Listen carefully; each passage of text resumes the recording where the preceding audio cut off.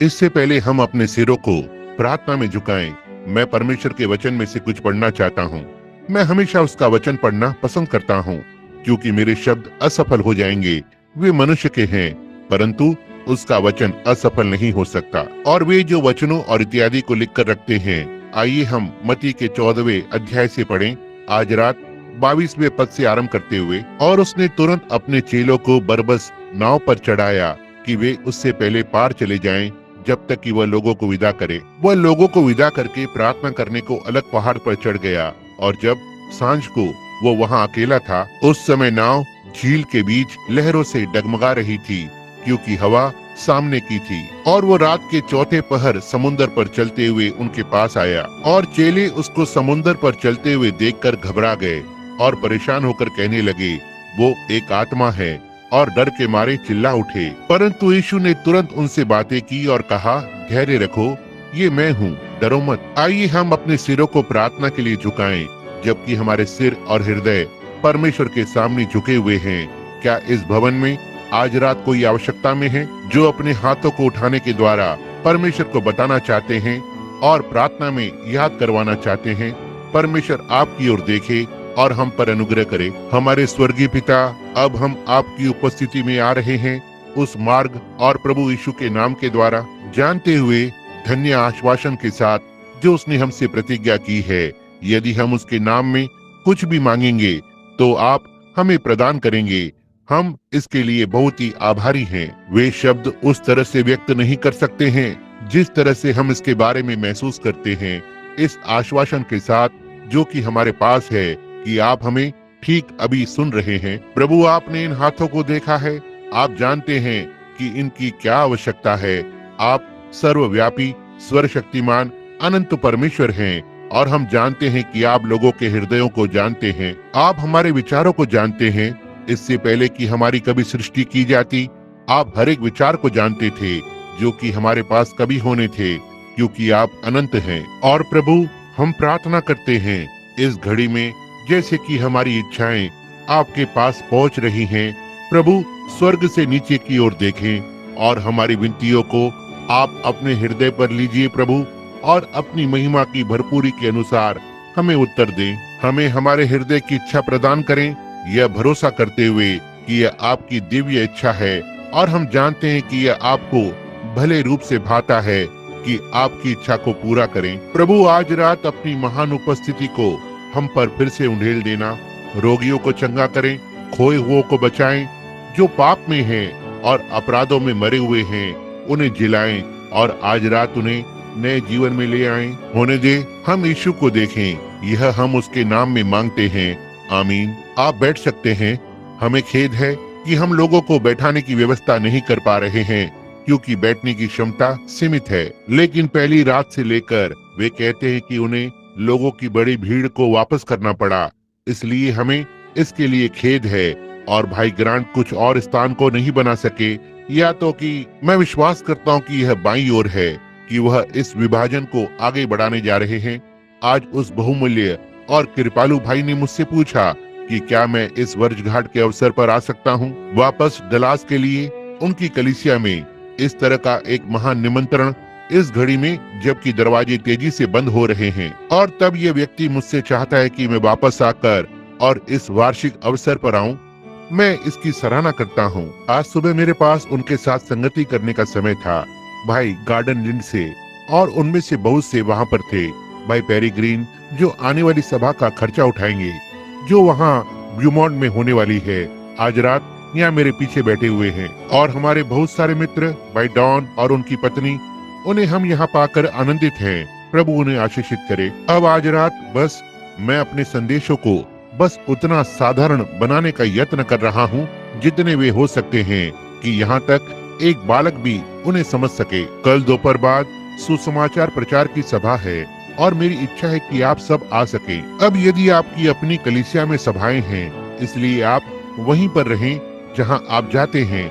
हम नहीं चाहते कि कोई भी अपनी कलीसिया को छोड़े कि, और यदि आप बीमार हैं और प्रार्थना करवाने के लिए आना चाहते हैं, और आपकी कलीसिया की सभा शाम को है, तो अपने पास्टर से इस विषय में कहें।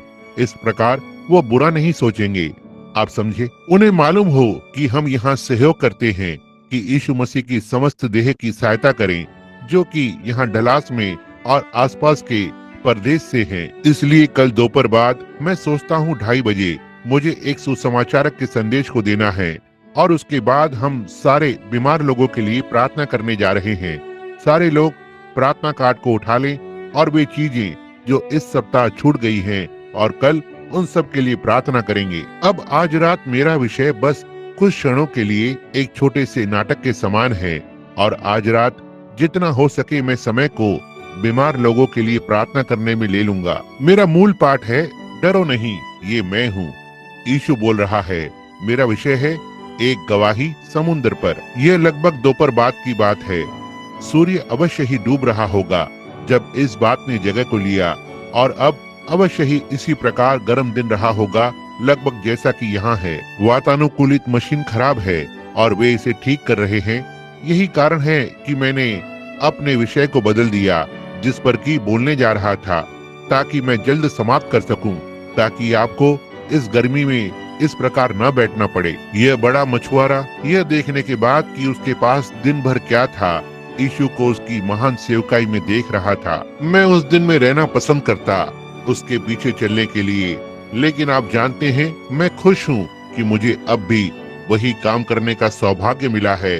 उसे उन चीजों को करते हुए देख रहा हूँ और उस समय की तुलना में आज उसे देखना अधिक अच्छा है।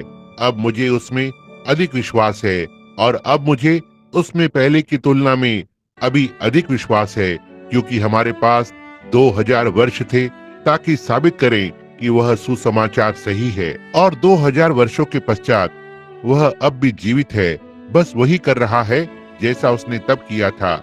इसलिए हमारे पास बढ़कर आश्वासन है और विश्वास के लिए अधिक बुनियाद है जितना कि उनके पास तब था, क्योंकि वो एक साधारण मनुष्य था जो इस दावे के साथ यहाँ वहाँ जा रहा था कि वह परमेश्वर की ओर से भेजा गया था और परमेश्वर का पुत्र था और परमेश्वर उस दिन में अपने प्रतिज्ञा के वचन को उसके द्वारा प्रमाणित कर रहा था। उनके पास कुछ कारण थे कि इसे संदेह करे। वे धर्म ज्ञानी वे थे और आप ध्यान दें कि यह एक दयनीय बात थी। यह वास्तव में दयनीय बात थी, क्योंकि उन धर्म ज्ञानियों ने विश्वास कर लिया होता यदि परमेश्वर ने उनकी आंखों को अंधा न कर दिया होता। बाइबल ऐसा बताती है। क्या आप जानते हैं कि उसने प्रतिज्ञा की है कि वह उनकी आंखों को आज फिर से अंधा कर देगा ताकि वे उसे ना देख सकें। वे ढीठ घमंडी, परमेश्वर से अधिक सुख विलास के चाहने वाले, सत्य का इनकार करने वाले, झूठा दोष लगाने वाले, असहमी, भले के बैरी होंगे, भक्ति का बेस तो धरेंगे परंतु उसकी सामर्थ का इनकार करेंगे। बिल्कुल वैसी ही प्रतिज्ञा फिर से ठीक वही है और आप कुछ नहीं कर सकते, केवल उनके लिए खेद को महसूस कर सकते हैं और उनकी आंखें आज तक अंधी है वचनों के साथ जो परमेश्वर ने प्रतिज्ञा की है, जो ठीक इस दिन में इस घड़ी में पूरा होने वाला है और हम ठीक इसकी ओर देख रहे हैं और नजर रखे हुए हैं। और तब लोग देखते हैं और अपना सिर हिलाते हैं और चले जाते हैं, कहते हैं मैं इसे समझ नहीं पा रहा हूँ। यह एक दयनीय बात है, परंतु तो भी वचनों को पूरा होना है। इसे अवश्य ही इसी प्रकार से होना है। इसलिए यह चेले परमेश्वर के चुने हुए थे। क्या आपने ध्यान दिया? यीशु ने उन्हें बताया, जगत की बुनियाद डालने से पहले उसने उन्हें चुना और वे परमेश्वर के नियुक्त किए गए बीज थे। इसी कारण जब परेशानियां ऊपर आती हैं और लोगों को ऐसा लगा कि उन्होंने यीशु को एक प्रश्न में कोने में घेर लिया था, वास्तव में उनके लिए तो वह कोई प्रश्न था ही नहीं। वे इसे समझ नहीं पाए, लेकिन उन्होंने ये ठान लिया था कि वे इसके अलावा और कुछ नहीं जानना चाहते। केवल तेरे ही पास जीवन का वचन है और वे इसके साथ स्थिर रहने के लिए दृढ़ संकल्प थे, क्योंकि वे इस कार्य पद के लिए नियुक्त किए गए थे। और ऐसा ही आज है। वे पुरुष और महिलाएं जो अनंत जीवन के लिए नियुक्त किए गए हैं, वे अनंत जीवन के लिए आएंगे। वे सब जिन्हें पिता ने मुझे दिया है मेरे पास आएंगे। यही उसका वचन है और वो असफल नहीं हो सकता। यह परमेश्वर का वचन है। और अब हम इन चेलों को देखते हैं जिनकी उस दिन बड़ी सभा थी, वहाँ बाहर पहाड़ के किनारे के मैदान पर, और यीशु ने उन्हें बताया था, अब तुम आगे चलो और समुद्र को मेरे आगे आगे पार करो। और वह ऊपर पहाड़ पर जा रहा था अकेला प्रार्थना करने के लिए और ये चेले मित्रों से मिलने के बाद मैं बस थोड़ी कल्पना कर सकता हूँ कि उन्होंने कैसा महसूस किया होगा, क्योंकि मित्रों से मिलकर और फिर मित्रों से अलग होना बस उस समय के बारे में जब आप परिचित हो जाते हैं तब आपको अलविदा कहना होता है। और यह मेरे लिए हमेशा ही एक प्रकार से हृदय की पीड़ा रही है, सारे राष्ट्र में, सारे संसार में। मित्रों से मिलने के पश्चात और उसके बाद उन्हें छोड़ना, ये जानते हुए कि बहुत से ऐसे हैं कि आप कभी फिर से उनसे न्याय तक नहीं मिल पाएंगे, यह एक प्रकार की दुख की बात है। मैं समुद्र किनारे में दबी हुई उस नाव की कल्पना कर सकता हूँ और अवश्य ही शमौन पतरस अपने गठीले हाथों और कंधों के साथ नाव को आगे धक्का लगाया होगा और समुद्र में आगे बढ़ा दिया, और वे सब किनारे पर उन लोगों को अलविदा कह रहे थे और वे चिल्ला रहे थे, फिर से आना और गुरु को यहाँ लाना कि हमसे मिले और आकर एक और बेदारी को करे। आज हम बहुत ही आशीषित हुए हैं। और नए मित्र हाथ को हिला रहे हैं और वो बाकी चेलों के साथ नाव में चढ़ गया और हो सकता है अपने भाई के पास बैठ गया होगा। इंद्रियास और पतवार उठा ली। वे तब जहाज या तो हवा या पाल से चलते थे या चप्पू चलाकर आगे बढ़ाए जाते थे, और तब हो सकता है कि वे दोनों नाव में बैठे हों, दो जन दूसरी ओर बैठे हों और वे या दो एक सीट पर, मेरा मतलब है हो सकता है 6 या 8 पतवारों के कुंडे हों। वे समय पर चप्पू को खींचकर चलाते और इस तरह जब तूफान चल रहा हो तो वे नाव को उसकी उल्टी स्थिति में रोक सकते थे। फिर जब हवा सामान्य रूप से चल रही होती तो वे पाल उठा सकते थे और जहाज चला सकते थे। इस घटना से पहले वचन पढ़कर लगता है कि अवश्य ही दोपहर की गर्मी थी और इसलिए यह अवश्य ही बहुत ही शांत, खुली धूप, गर्म दोपहर थी। सूर्य अस्त हो रहा था और जब वे पतवार से चला रहे थे और उन्हें ढीला छोड़कर और अपने हाथ हिलाकर लोगों को अलविदा कह रहे होंगे, आशा करते हैं कि किसी समय फिर आपसे मिलेंगे। जब वे समुद्र में आगे बढ़ रहे थे और सूर्यास्त हो रहा था और सांझ का उजियाला था, और तब कुछ देर पश्चात वो अंधेरा छाने लगा और अवश्य ही उन्होंने पतवार को चलाने की अच्छी गति पकड़ ली होगी। और जब वे चप्पू गहरे सागर में होते हैं तो उसे चलाना कठिन काम होता है, और उनमें से अधिकतर मछुआरे थे और बड़े बलवान पुरुष समुद्र के जानने वाले थे, और इसलिए वे आशा कर रहे थे कि यीशु नाव में बैठकर उनके साथ साथ जल्द ही आएगा।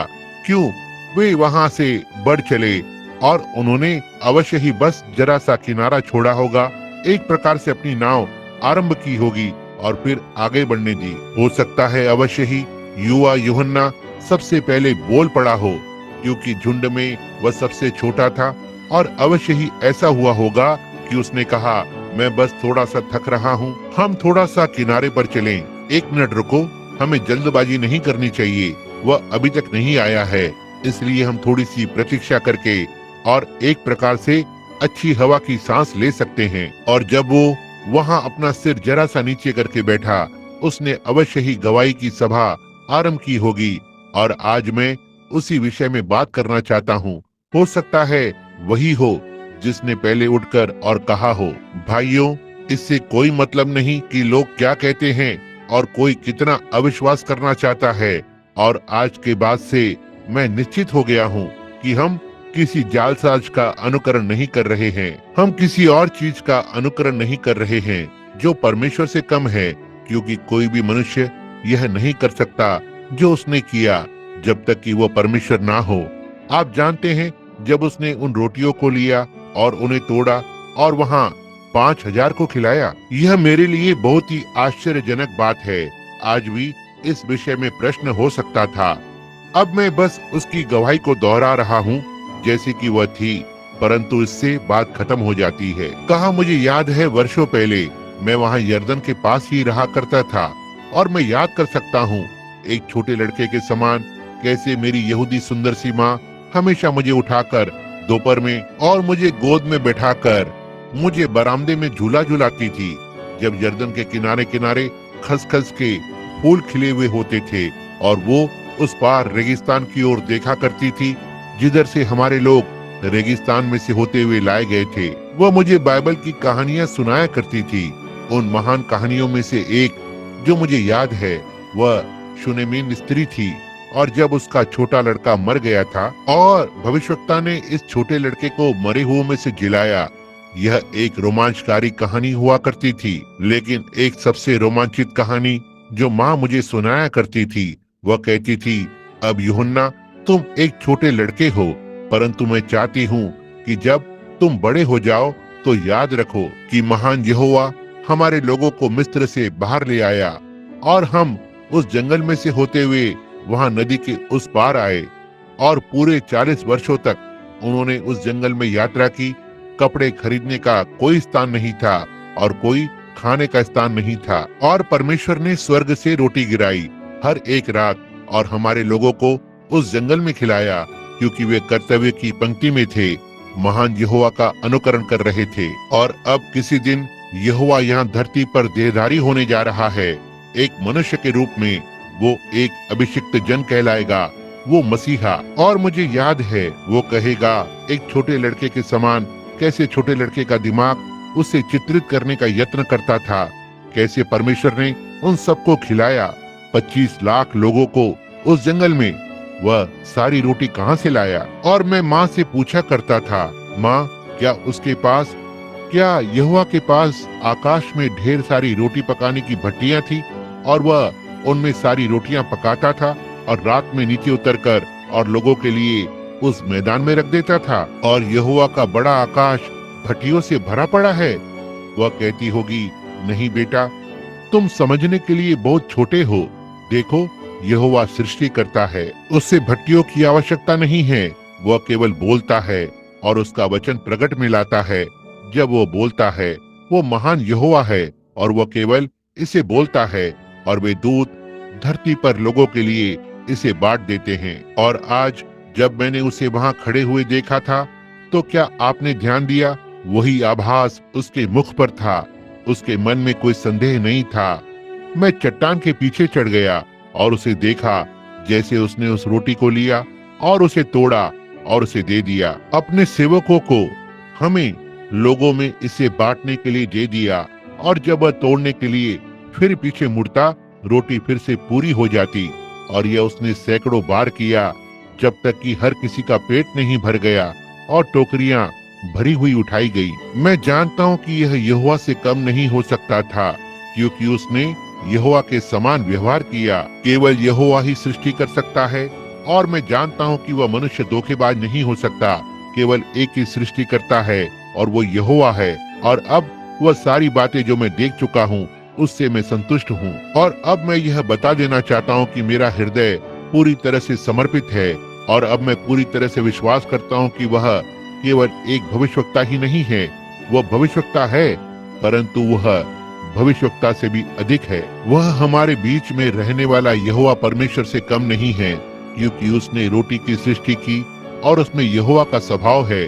कोई आश्चर्य नहीं कि वह कह सकता है, यदि मैं अपने पिता के कार्य ना करूं तो मेरा विश्वास मत करो, परंतु यदि मैं अपने पिता के काम करता हूं और तुम मेरा विश्वास नहीं कर सकते, तो मेरे कामों का विश्वास करो, क्योंकि वे मेरी गवाही देते हैं और बताते हैं कि मैं कौन हूँ।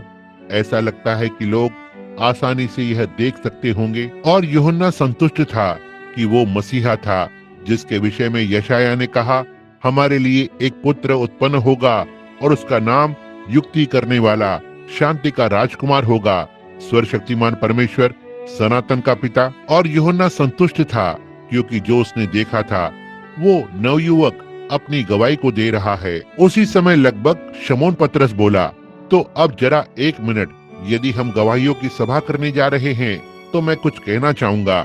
आप जानते हैं, मैं सारी बातों में बहुत ही शंकाशील था।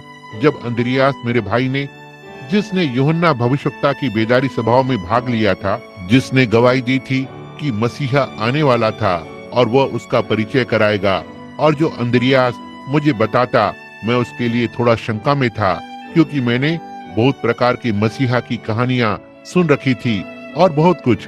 भाइयों, आप सबको मेरे बूढ़े पिता याद होंगे, उनका नाम योना था, और आपको वे याद होंगे कि वो कितने कट्टर विश्वासी थे। मैं किस तरह से उस बात को याद कर सकता हूँ। माँ और पिता और हम सब जैसा कि जीवन यापन के लिए मछली पकड़ते थे, और हम कोई मछली नहीं पकड़ पाते, हमें रोटी की आवश्यकता थी और किस तरह से हम नीचे फर्श पर जाकर और परमेश्वर से प्रार्थना करते, परमेश्वर आज हमें मछली को देना जिससे कि हम अपनी मछली को बेच सकें और अपने कर्ज को चुका सकें, खाने के लिए भोजन हो।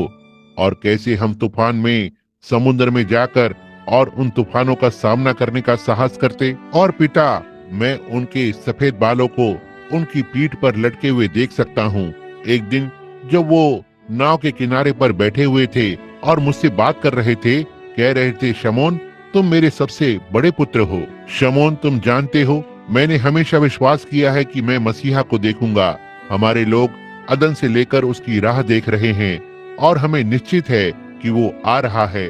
कोई फर्क नहीं पड़ता कितनी देर बाद। ये 4000 वर्षों की बात है तुम कहते हो, परंतु मैं विश्वास करता हूँ कि मसीहा आएगा। और हर यहूदी विश्वास करता है कि वो अपनी पीढ़ी में मसीहा को देखेगा। मैं उसे अपनी पीढ़ी में देखने की आशा करता हूँ, परंतु ऐसा लगता है अब मैं बूढ़ा हो रहा हूँ। मैंने समुद्र में जाना बंद कर दिया है और मुझे पीड़ा और दर्द हो रहा है। हो सकता है मैं उसे अपने समय में ना देख सकूं, परंतु मेरे पुत्र, हो सकता है तुम देखोगे। और मैं तुम्हें वचनों में शिक्षित करना चाहता हूँ। पुत्र, इससे पहले मसीहा दृश्य में आए तो बहुत सी चीजें यहाँ वहाँ घटित होंगी, सब प्रकार की झूठी बातें, क्योंकि शैतान ऐसा करेगा कि वास्तविक मसीहा के प्रभाव को खत्म करे। जब वो आता है, हमेशा से यही होता आया है, अब भी वैसा ही है। उसने कहा, तब हम पाते हैं, मुझे याद है उसने मेरे चारों ओर हाथ डाला, कहा, पुत्र, केवल एक ही जरिया है कि तुम मसीहा को पहचान सकते हो। अब हमें बिना किसी भविष्यवक्ता के सैकड़ों वर्ष हो गए हैं। मलाकी हमारा अंतिम भविष्यवक्ता था। इस बात को 400 वर्ष हो रहे हैं। हमारे पास कोई भविष्यवक्ता नहीं रहा था। लेकिन याद रखना, मूसा ने हमें वचनों में बताया कि जब मसीहा आता है तो वो एक भविष्यवक्ता होगा। जब वो दृश्य में आता है, हम यहूदियों को सिखाया गया है कि भविष्यवक्ता का विश्वास करें। और धरती पर मसीह की यात्रा परमेश्वर का बोला हुआ वचन है। उसने यही प्रतिज्ञा की है और वचन हमेशा भविष्यवक्ता के पास आता है और भविष्यवक्ता उस वचन को प्रमाणित करता है। पुत्र, इस बात को कभी न भूलना। बहुत सी बड़ी बड़ी चीजें उठ खड़ी हो सकती है। हो सकता है वहाँ बहुत सी उत्सुकता और बड़ी बड़ी चीजें हों, लेकिन याद रखें, मसीहा एक भविष्यवक्ता होगा, क्योंकि हम जानते हैं कि परमेश्वर कभी भी अपना तरीका नहीं बदलता है। और उसने कहा कि मसीहा एक भविष्यवक्ता होगा।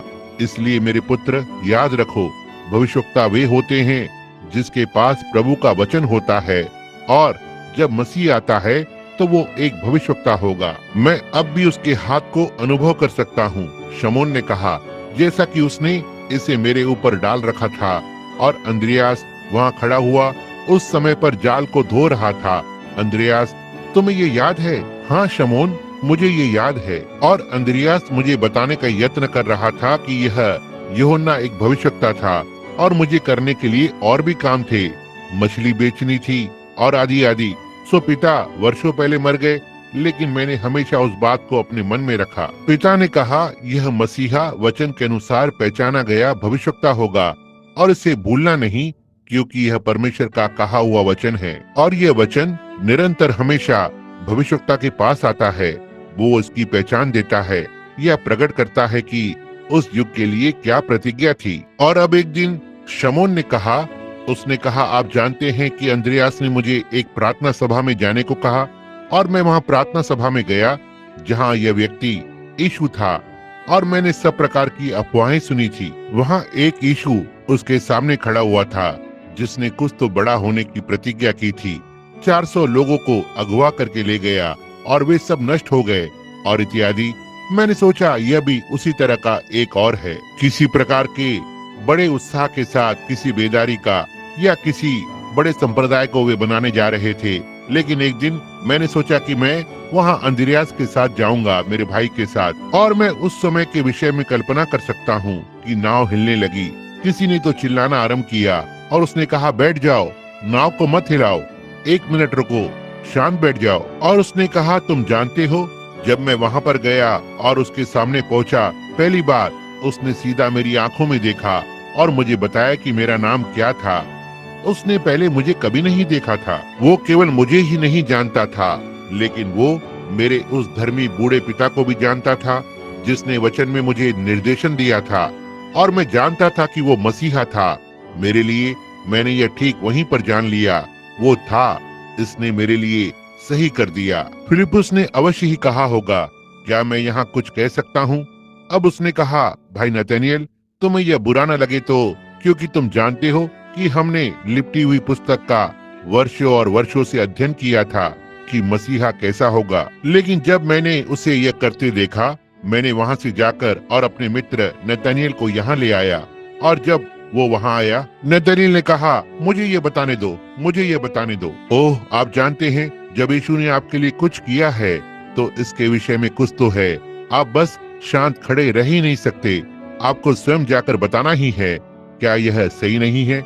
यदि यह कुछ वास्तविक है तो आपको बस इसे कहना है। जब उसने मुझे पवित्र आत्मा से भर दिया, मैं इस विषय में बताना चाहूंगा। मैं चाहता हूँ कि इस विषय में कोई जाने, ना कि इसे कोई और बताए। मैं इसे स्वयं बताना चाहूंगा। और मैं कल्पना कर सकता हूँ कि नतनएल पूरी तरह उत्सुक हो गया और कहा, आप जानते हैं, मैं ये कहना चाहता हूँ फिलिपुस, मुझे तुम पर थोड़ा संदेह था जब तुमने मुझे बताया था। मैंने पूछा, क्या कोई अच्छी वस्तु नासरत से निकल सकती है? और तुमने मुझे सबसे अच्छा उत्तर दिया जो किसी भी मनुष्य ने कभी दिया होगा। आकर और देख लो, आज यह ठीक कार्य करता है। यह सही बात है। घर पर बैठकर आलोचना मत कीजिए, आकर स्वयं देख लो। देखा? कहा, क्या कोई अच्छी वस्तु नासरत से निकल सकती है? कहा, आकर और स्वयं देख लो। और तुम्हें पता है तुमने मुझसे क्या कहा था? और जब मैं चलकर उसकी उपस्थिति में पहुंचा और उसने मुझे बताया कि मैं एक इब्रानी हूँ, एक इजरायली और एक ईमानदार व्यक्ति, मैं यह जान गया। लेकिन मैंने सोचा, ये कैसे हो सकता है? वो एक साधारण मनुष्य के समान दिखाई पड़ता था।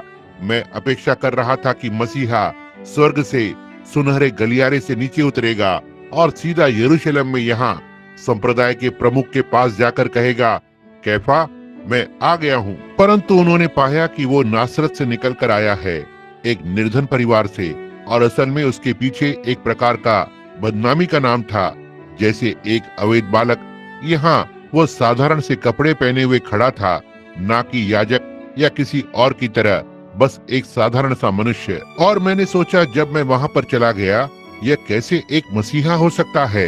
एक पुराना वस्त्र पहने हुए, यह उसने तब से पहने हैं जब से वह युवा लड़का था, और अब भी वही वस्त्र पहने हुए है, और उसके बाल पीछे लटक रहे हैं, रास्ते के एक साधारण से मनुष्य के समान। और उसने मेरे चेहरे की ओर देखा और कहा, इससे पहले फिलिपुस ने तुझे बुलाया जब तू पेड़ के नीचे था, मैंने तुझे देखा।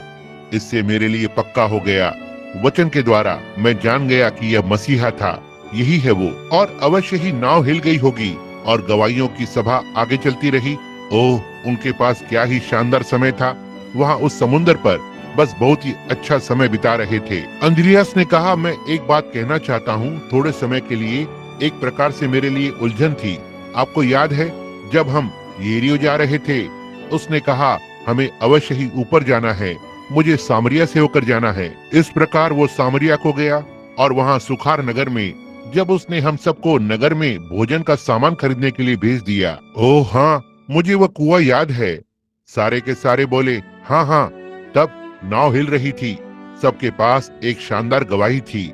उस बेदारी के समाप्त होने के पश्चात सोम के पास यह गवाही की सभा थी। और उसने कहा, हाँ, तुम्हें याद है, हम चुपके से वहाँ चले गए और हमें आश्चर्य हुआ जब हमने स्वामी को एक नामी वेश्या से बातें करते देखा।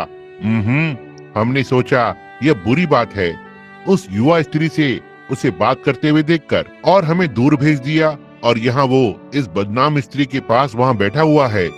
याद है, हम झाड़ी के पीछे खड़े हुए थे और हमने उनकी बातचीत सुनी, और हमने उससे कहते सुना, स्त्री, जाकर अपने पति को यहाँ बुला ला। और हमने कहा, भाई, हो सकता है हम गलती पर हों, हो सकता है वो स्त्री बस वैध रूप से विवाहित हो। और उसने मुड़कर उसके मुख की ओर देखा और कहा, श्रीमान, मेरा कोई पति नहीं है। तुम्हें याद है कैसे हमारे हृदय बैठ गए थे?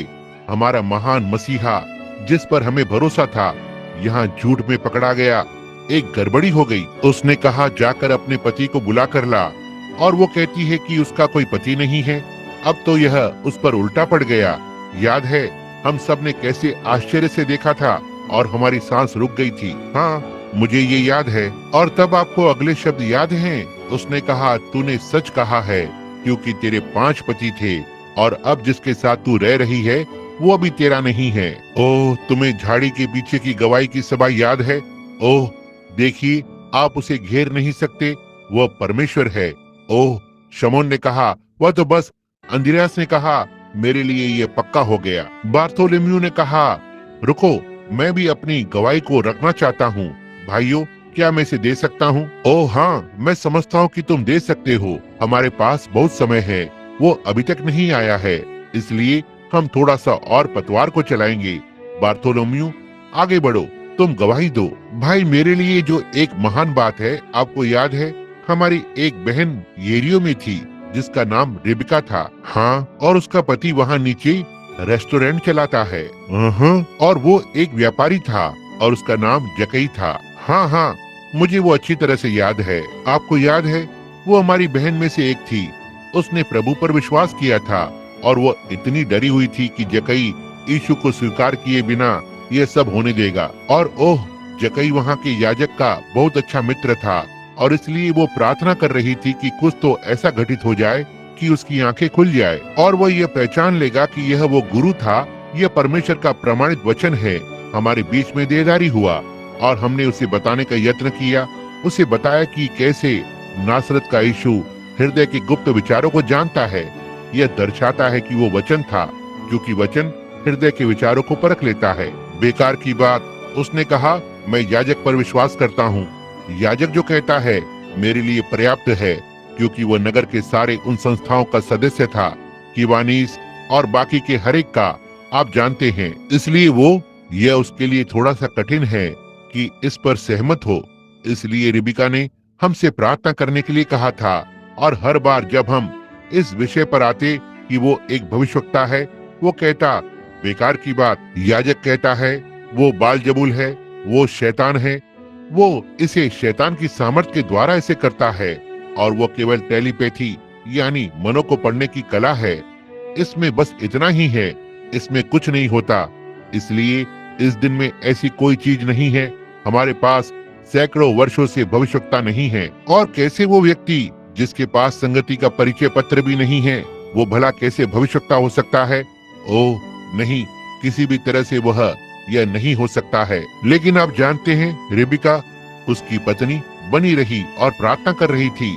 और एक सुबह जब यीशु नगर में आ रहा था, तब हमने देखा, रेबिका ने हमें बताया कि जकई उसे देखने वहाँ बाहर उस सड़क पर चला गया है। इसलिए उसने विश्वास नहीं किया कि वो एक भविष्यवक्ता था। इसलिए उसने कहा, मैं बस उसे अच्छी तरह से देखूंगा। कैसे उसने जब हम उस दिन रेस्टोरेंट में खाना खा रहे थे, तब हमें गवाही दी। इसलिए वह गुल्लड़ के पेड़ पर चढ़ गया। उसने कहा, आप जानते हैं कि मैं अपने आप को यहाँ छिपा लूंगा, जिससे कि वह मुझे देख नहीं पाएगा। मैं एक छोटा सा व्यक्ति हूँ, बहुत ही नाटा सा, और वहाँ नीचे भीड़ में से मैं उसे नहीं देख पाऊंगा। इसलिए मैं यहाँ पेड़ पर चढ़ जाऊंगा। और वो वहाँ 2 डालियों पर पहुँच गया और इन डालियों के सहारे बैठ गया। यह बस एक अच्छा स्थान है कि बैठकर और ध्यान से देखा जाए। यहाँ पर आपके 2 मार्ग मिलते हैं, आपका और परमेश्वर का। आपके विचार इस पर सोचने के लिए ये अच्छी चीज है। इसलिए उसने कहा, आप जानते हैं क्या, वो अवश्य ही एक भविष्यवक्ता रहा होगा। वो भविष्यवक्ता हो सकता है ये संभव है कि मैं गलत हो सकता हूँ। इसलिए मैं आपको बताऊंगा। मैं यहाँ से उसे भली प्रकार देखूंगा और वह मुझे नहीं जान पाएगा। इसलिए मैं सारे पत्तों को लेकर और इस तरह से खींच लूंगा अपने चारों ओर और अपने आप को छिपा लूंगा। इस प्रकार से वह मुझे बिल्कुल भी नहीं देख पाएगा। और जब वो इधर से गुजरेगा, मैं उसे देखूंगा। और यदि वो ठीक प्रकार का व्यक्ति नहीं दिखाई पड़ता है, तो मैं उसे अपने मन के विचार को यही पेड़ पर से ही बैठे बैठे उसे दे दूंगा। इसलिए उसने देखा और पत्तों को लिया ताकि वह उठकर और उसे देख सके जब वह इधर कोने की ओर आता है। और जब वह कोने की ओर आया, सड़क पर चलते हुए, आप जानते हैं, एक ओर से दूसरी ओर देखते हुए, और चेले कह रहे थे, एक ओर खड़े हो जाएं, मुझे क्षमा करें। और लोग बीमार बच्चों और दूसरी बातों के साथ थे, मुझे क्षमा करें, गुरु बहुत बुरी तरह से थक गए हैं, पिछली रात बड़ी सभा हुई थी और सज्जन पुरुष के समान कृपया क्या आप एक और खड़े हो जाएंगे और उसे निकलने दें, जबकि वह नगर की ओर जा रहा है। क्या आप बस एक और खड़े हो जाएंगे? और जक्कई यहाँ ऊपर पेड़ पर बैठा हुआ है, उसकी ओर नीचे देख रहा है और यीशु सीधा पेड़ के नीचे आकर रुक गया, ऊपर की ओर देखकर और कहा, जक्कई वहाँ से नीचे उतरा, आज मैं तेरे साथ रात का खाना खाने के लिए घर जा रहा हूँ। मेरे लिए ये पक्का हो गया। वो जानता था कि वह वहाँ ऊपर है और उसका नाम जानता था कि वह कौन था। इससे पक्का हो गया मेरे लिए यही मसीहा है। जी हाँ श्रीमान, क्योंकि हम जानते हैं कि मसीहा को यही करना था, निश्चय ही। इसलिए उसे उसके साथ घर जाना था। कहा, उस दिन रात का खाना खाने के लिए यह क्या ही महान समय था। हमें यह याद है, आप जानते हैं, अवश्य ही उस समय के लगभग ऐसा रहा होगा जब गवाहियां चल रही थी। आप देखिए कि ये चेले वहां समुद्र पर गवाही को दे रहे थे। यह अवश्य ही कहीं तो रात के अंधकार में हो रहा होगा, उधर उत्तरी राज्यों में, कि अवश्य ही शैतान पहाड़ पर चढ़ा होगा और नीचे की ओर देखा होगा। उसने उस गवाहियों की सभा की ओर देखा और उसने पाया कि वे उसके बिना निकल पड़े थे। यहाँ उसके पास मौका था। देखो, मैं सोचता हूँ कि वह दृश्य को फिर से वापस बदलने पर था। अपने आप को दोहराया। वे बेदारी के उत्साह में थे, वे उसके बिना ही निकल पड़े थे। और मैं विश्वास करता हूँ आज हम में से बहुतों के साथ यही होता है कि इस गड़बड़ी की घड़ी में और इस महान बेदारी के पश्चात जिसकी हमने गवाही दी, ये सारे संसार पर छा गई। प्रत्येक राष्ट्र में बेदारी की आग लगी और जल रही है। महान चंगाई की सभाएं, लोग पवित्र आत्मा पा रहे हैं, हजारों और हजारों लोग। और इसी के उत्साह में, जैसा कि वे चेले गवाही दे रहे थे कि उसने क्या किया है, और ओह, हमने उसे ऐसा करते देखा है और हमने उसे वैसा करते देखा है। मैं विश्वास करता हूँ कि हम भी उन्हीं के समान बिना उसके अलग से निकल गए। हम उस महान सुअवसरों से बाहर चले गए हैं जो कि बेदारी ने दिया था। हम बहुत सारे पैसे बनाने के सुअवसरों पर चले गए हैं।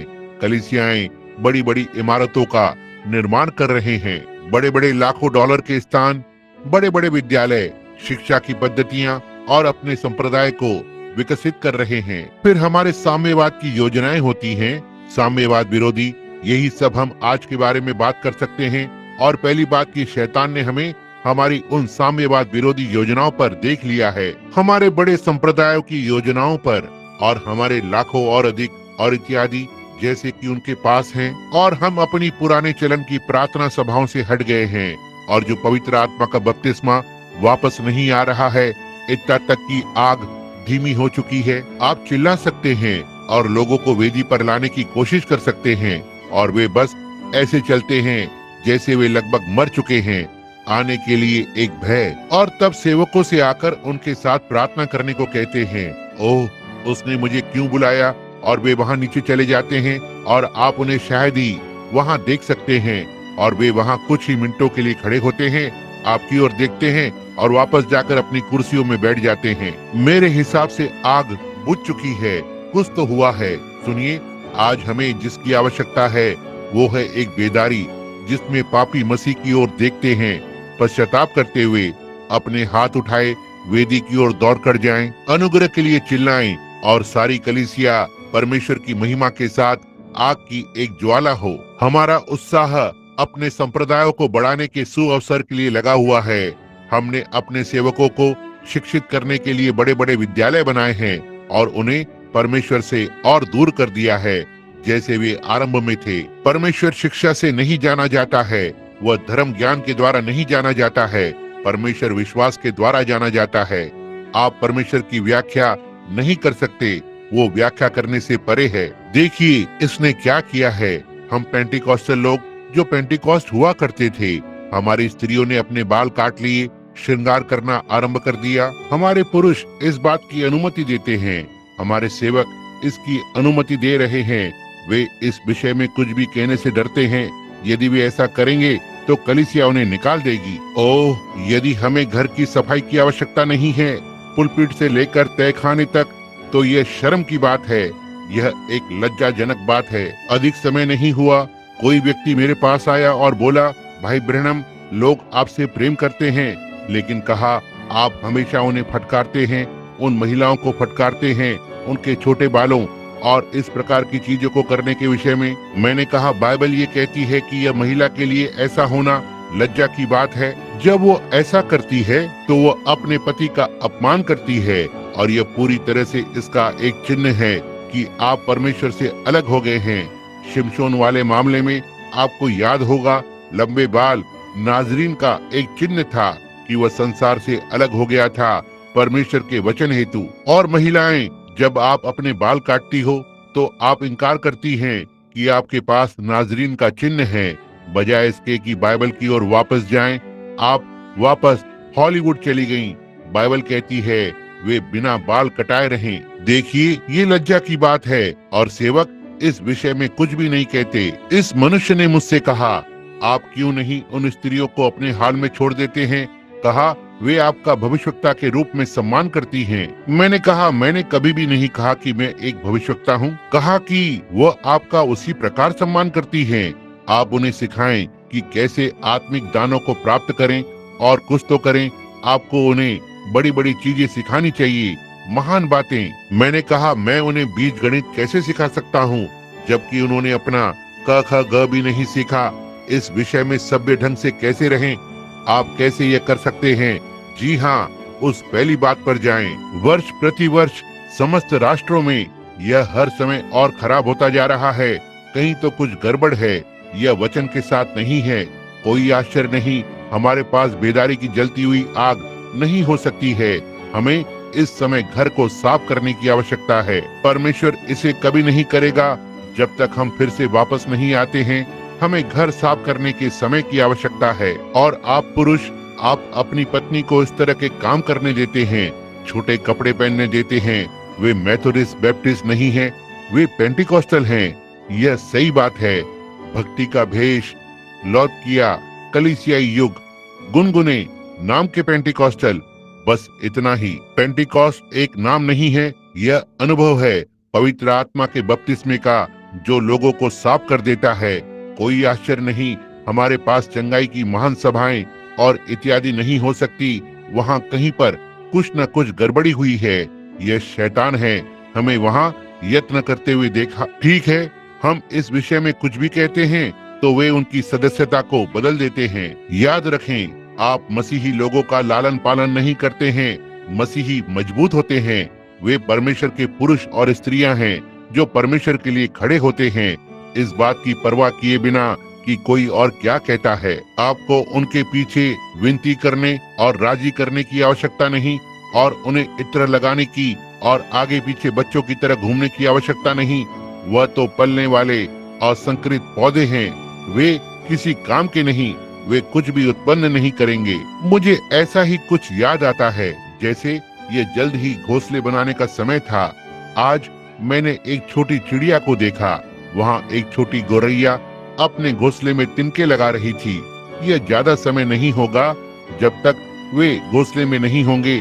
अपने छोटे छोटे अंडे को वहाँ अंडे सेने के लिए बनाती है। आप जानते हैं, एक छोटी चिड़िया के पास अंडों का घोंसला होता है और वह घोंसले के अंडों पर बैठ सकती है और उन अंडों को हर कुछ मिनटों बाद घुमाती पलटती है। अपने छोटे छोटे पैरों से उन्हें घुमाती है और उन पर बैठती है। अब यदि वह उन अंडों को एक बार गर्म होने के पश्चात ठंडा होने दे तो उसमें से बच्चे नहीं निकलेंगे और वह उड़कर जाती है और थोड़ा सा खाना खाती है और वापस फिर वहीं उन पर वापस आ जाती है। और आप जानते हैं, वह बूढ़ी माँ चिड़िया वह उन अंडों पर बैठ सकती है और उन्हें हर 2 मिनट में घुमाती है। और वह बलिदान और उपवास तब तक रखती है जब तक कि वह बेचारी घोंसले से उठ नहीं पाती। लेकिन जब तक वो माँ चिड़िया नर चिड़िया के संपर्क में नहीं रही है, उन अंडों से बच्चे नहीं आएंगे। इससे कोई मतलब नहीं आप उनकी कितनी देखभाल करते हैं, उनमें से बच्चे नहीं निकलेंगे। वे वहीं घोंसले में पड़े रहेंगे और सड़ जाएंगे। और यदि कभी ऐसा समय था जब पेंटिकॉस्ट को अपने सच्चे साथी यीशु मसीह के साथ एक होना चाहिए था, तो अब है, क्योंकि हमें सड़े हुए अंडों के घोंसले के सिवा कुछ नहीं मिल रहा है। विश्वास का इनकार कर रहे हैं और विश्वव्यापी कलीसिया संघ में शामिल हो रहे हैं और इसे एक महान बात कह रहे हैं कि पोप के पास बैठें और कहते हैं कि यह आत्मिक है, तुम पेंटिकॉस्टल लोगों, ये संसार का क्या मामला है? क्या आप जानते हैं कि बाइबल उन बातों के विषय में बताती है कि ऐसा होगा, और हम शोर मचाते हैं क्योंकि मेथोडिस्ट और बैप्टिस्ट आ रहे हैं, और फिर इस तरह की सारी दूसरी चीजें। क्या आप अनुभव नहीं करते हैं कि जब सोई मूर्ख कुंवारियां तेल खरीदने आई, उसी घड़ी दूल्हा आ गया और उन्हें तेल नहीं मिला? आप जानते हैं कि रैप्चर बहुत ही गुप्त होगा और इसी किसी समय में जाना होगा कि आप जान ही नहीं पाएंगे कि यह हो गया, यह चली जाएगी, और आप सोचते रहेंगे कि क्या हुआ। जैसे कि यूहन्ना धरती पर आया और उन्होंने उससे कहा ठीक है, बाइबल कहती है एलिया को पहले आना ही है। उसने कहा वह तो आ भी चुका है और तुम यह नहीं जानते। इसी प्रकार किसी दिन होगा, वे कहेंगे मैं सोचता हूँ कि यह तो महासंकट के समय से पहले होना था, मैंने सोचा रैप्चर को जगह लेना था। यह शब्द वापस आ सकते हैं, यह पहले ही हो चुका है और तुम इसे नहीं जानते। यह आपके सोचने से भी अधिक देर हो सकती है। ओह कलीसिया, जाग जाओ, अच्छा होगा कि मैं इसे छोड़ दूं। मैं यहाँ शिक्षा के लिए कभी नहीं आया, मैंने बस सोचा मैं इस बात को भी बीच में जोड़ दूं ताकि आपको यह भी साथ में मिल जाए। भाई याद रखें, शैतान ने यह बड़ी बड़ी योजनाएं देख ली हैं। एक कलीसिया दूसरे से आगे निकलने की कोशिश कर रही है, एक संप्रदाय दूसरे से आगे निकलने की कोशिश कर रहा है। सारी अशिक्षा को दूर करने की बात करते हैं और उन्हें मनोविज्ञान की परीक्षा देने के लिए मनोवैज्ञानिक ढंग से व्यक्ति की जांच करते हैं, इससे पहले कि बाहर अपने मिशन के कार्य क्षेत्र पर जाए। पेंटिकॉस्ट नहीं, यह प्रेस्बिटेरियन नहीं है, यह पेंटिकॉस्ट है। एक मानसिक परीक्षा की आवश्यकता है पेंटिकॉस्टल के एक किसी झुंड की बड़े झुंड के लिए, इससे पहले मिशनरी के कार्य क्षेत्र को जाए। क्या होता यदि उनके पास इस प्रकार की परीक्षा हुई होती? उनके पास एक परीक्षा हुई। यह आरंभ में एक पेंटिकॉस्टल परीक्षा थी, जब उन्होंने ऊपर वाली कोठरी में तब तक प्रतीक्षा की जब तक कि आग ऊपर से नहीं आई और परमेश्वर की सामर्थ। यह परीक्षा थी। यह कोई दुनियादारी में डूबा, आधा नशे में धुत मनोवैज्ञानिक नहीं है जो खड़ा होकर आपके मन को परखने की कोशिश कर रहा हो, और यदि आप जरा सा उत्तेजित हो जाएं तो कहे तुम तो पूरी तरह से टूट चुके हो, जबकि पूरी तरह से सच्चाई यह है कि अत्यधिक आत्मिक व्यक्ति उत्तेजित होते हैं। उसे उस अवस्था में होना ही है ताकि वो उसमें जा सके। तो आप वहाँ हैं, देखो, और बस गड़बड़ कर रहे हैं जो परमेश्वर ने वर्षों से करने की कोशिश की है, और फिर वे सीधे उनकी अपनी योजनाओं के साथ वापस आते हैं और वे उत्साहित होते हैं जब वे देखते हैं कि बहुत सारे लोग एक साथ इकट्ठे हुए हैं। कहते हैं यदि मैं इन सब को असेंबलीज बना सकता, यदि मैं इनको वननेस बना सकता, यदि मैं इन सबको मेथोडिस्ट बना सकता। मेथोडिस्ट उन सबको मेथोडिस्ट बनाने की कोशिश कर रहा है, वो बैप्टिस्ट सभी को बैप्टिस्ट बनाने की कोशिश कर रहा है, पेंटिकॉस्टल सभी को पेंटिकॉस्टल बनाने की कोशिश कर रहा है। ओह, आप इसके बारे में कुछ नहीं कर सकते। परमेश्वर ने तो संसार की बुनियाद डालने से पहले ही कुछ लोगों को नियुक्त किया है, हमें बस सुसमाचार का प्रचार करना है, बस इतना ही। लेकिन हमने अपने बड़े बड़े कार्यक्रम शुरू कर दिए उस आग के बिना। हमने अपनी खुद की बनाई हुई नकली आग जला ली जैसे कि यह थी, और हमारा साम्यवाद, अब हम बहुत डरे हुए हैं कि साम्यवाद अंदर आ गया है। यह क्या होने जा रहा है? लेकिन आप जानते हैं साम्यवाद बड़ी चीज नहीं है। मैं अब आपको बता दूं, मैं साम्यवाद से नहीं डरता, लेकिन मैं किस बात से डरता हूँ? आप पेंटिकॉस्टल या विश्व कलीसिया परिषद आपको लेने जा रहा है, यही बात है। यह पशु की छाप बनाने जा रहे हैं और आपको इसी में जाना है, क्योंकि आप एक संस्था है, आपको इसमें जाना ही है या तो बाहर निकलना है। बात यह है, कोई भी अच्छा समझदार आत्मिक व्यक्ति यह जानता है, हमें समुद्र के ऊपर एक और गवाही की आवश्यकता है। हम इसे अब पाते हैं और हमारे पेंटिकॉस्टल बस इसे निगल रहे हैं, पूरी तरह से झांसे में फंसाते हुए। यह क्या ही महान बात होगी जब Methodist, Presbyterian, Lutheran, church of Christ और पेंटिकॉस्टल, उसमें जाने के लिए आपको महान प्रेरितों की शिक्षा का इनकार करना होगा, उन्हें भी ऐसा ही करना होगा। आपके पास इसमें करने के लिए कुछ नहीं होगा। ये सब रोम के साथ एकत्र हो रहे हैं, बिल्कुल वैसे ही जैसे साबित किया गया है। वचन ऐसा कहता है। इन प्रचारकों के साथ क्या मामला है जो कि लोगों को बिना चेतावनी दिए इन बातों को इस स्थिति में आने दे रहे हैं। परमेश्वर उनके हाथों से मांग करेगा। ठीक इस परेशानी के समय में वे परेशानी में थे, वे थे। इसमें साम्यवाद नहीं आ रहा है। यह विश्व कलीसिया परिषद इन सबको निगलने जा रहा है। और याद रखिए, जब आप कहते हैं यह नहीं, ये घटित होता है, तब तक ये बहुत देर हो चुकी होगी। आप पशु की छाप ले चुके होंगे, तब आप इससे जुड़ चुके होंगे। अच्छा होगा आप जहाँ कहीं हैं इससे अभी अलग हो जाएं। जी हाँ श्रीमान, परमेश्वर के राज्य में मोहर बंद हो जाएं। मसीह की देह, मसीह की रहस्यमयी देह है, यही है। पवित्र आत्मा के द्वारा इसमें बपतिस्मा लिया जाता है। न ही हम उसमें जुड़कर आते हैं, न स्वीकार किए जाकर, न बातों से राजी करके, न अन्य भाषाओं में बोलकर, और न ही चिल्लाकर आप उसके अंदर आते हैं। आप इसमें जन्म लेते हैं पवित्र आत्मा के द्वारा। यह ठीक बात है, निश्चय ही। अब हम इन बातों पर ध्यान देते हैं। परेशानी एकदम से आ जाती है। ओह, शैतान ने वहाँ पर देखा और कहा, ओह, ये लोग एक आवेश पर चले गए हैं। वे तो बस ऊपर नीचे कूद रहे हैं, चिल्ला रहे हैं, एक अच्छा समय बिता रहे हैं। आप समझे क्या? ठीक अभी मेरा समय है कि इन्हें डुबा दूं। मैं अभी उनके साथ हो जाऊंगा। इसलिए वो पहाड़ के पीछे से उठा और अपनी जहरीली फूंक मारने लगा। आश्चर्य कर्मों के दिन बीत गए। आखिरकार मैं सोचता हूँ कि ये लोग बस घबरा गए। मैं सोचता हूँ कि इनकी एक मानसिक परीक्षा होनी चाहिए इससे पहले कि यह विदेशी कार्य क्षेत्रों पर जाए। पेंटिकॉस्टलों, देखिए उसकी जहरीली फूंक वचन को मार रही है। ओह, मैं सोचता हूँ कि यह कुछ और है। मैं इसे विश्वास करता हूँ। देखो, सीधे वापस जा रहे हैं जैसे कि बाकी के सारे संप्रदायों ने किया। वे ठीक इसी मार्ग पर चल रहे हैं। वे चलेंगे, यह इसे मार देगा। जिस घड़ी आप इसे संस्थागत करते हैं, यह इसे मार देता है। हमेशा यही हुआ है, हमेशा यही होगा। वह फिर से कभी नहीं उठेंगे। इतिहास में ऐसा नहीं देखा गया। इस लौदकिया काल में मसीह कलीसिया के बाहर था, खटखटा रहा है, अंदर आने का यत्न कर रहा है, और वे इसे बर्दाश्त नहीं कर सकते। वे इसे सुन नहीं सकते।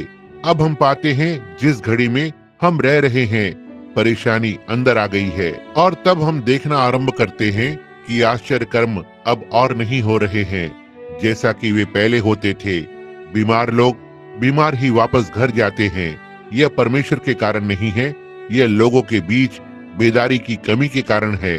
कोई बेदारी नहीं है। वे बैठकर सुनते हैं, घर जाते हैं, कहते हैं, अच्छा, मैं समझता हूँ कि यह बहुत अच्छा संदेश था।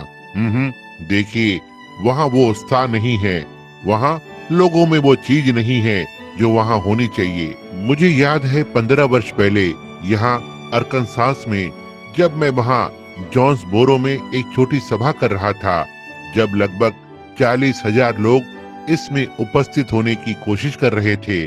शहर में लगभग 15,000 लोग सभा में आए। वे कपास ले जाने वाले ट्रकों के नीचे लेटे रहते थे और अपने बीमार बच्चों के ऊपर कागज या अखबार रखकर बस अंदर आने की कोशिश करते थे। वे अपनी सीटों पर बैठे रहते थे और दिन रात वहीं रुके रहते, जाते ही नहीं थे। और उनके प्रियजन उनके लिए हैमबर्गर लेने जाते और एक पानी की बोतल, और सारे दिन वहीं डटे रहते। दिन आया और गया, उनके हृदय अग्नि में जल रहे थे। केवल परमेश्वर ने एक छोटा सा कार्य किया, उनमें आग लग गई और उनमें से सैकड़ों अंदर आ गए। आज रात वो अब भी वही परमेश्वर है जो कि अब से 15 वर्ष पहले था।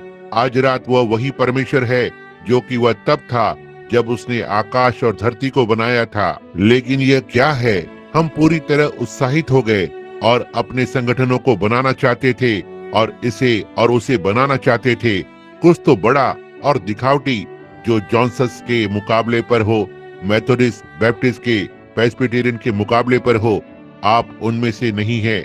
नहीं, आप नहीं हैं। वे संप्रदाय के लोग हैं, जो कि ठीक है, उनके विरोध में कुछ नहीं। उनमें बहुत से अच्छे मसीह लोग भी हैं, लेकिन अपने आप को अविश्वास करने वाले लोगों के झुंड के साथ संबंध नहीं रखना चाहिए। वे लोग जो उसकी सामर्थ्य का इनकार करते हैं, आप उनका पक्ष न लें। आप जानते हैं इसकी परेशानी यह है कि आप कलीसिया में हॉलीवुड को लाना चाहते हैं। जिस चीज को आपको करने की कोशिश करनी चाहिए वो है हॉलीवुड को कलीसिया से बाहर करना। समझे? आप अपने भवन को इतना सुंदर बनाने की कोशिश कर रहे हैं, आप अपने संप्रदाय को इतना बड़ा बनाने की कोशिश कर रहे हैं। जब तक वह लोगों का ध्यान आकर्षित न कर ले, हम उनकी ओर नहीं जा सकते हैं। हमें उन्हें अपनी ओर लाना होगा। हर चीज दिखावटी।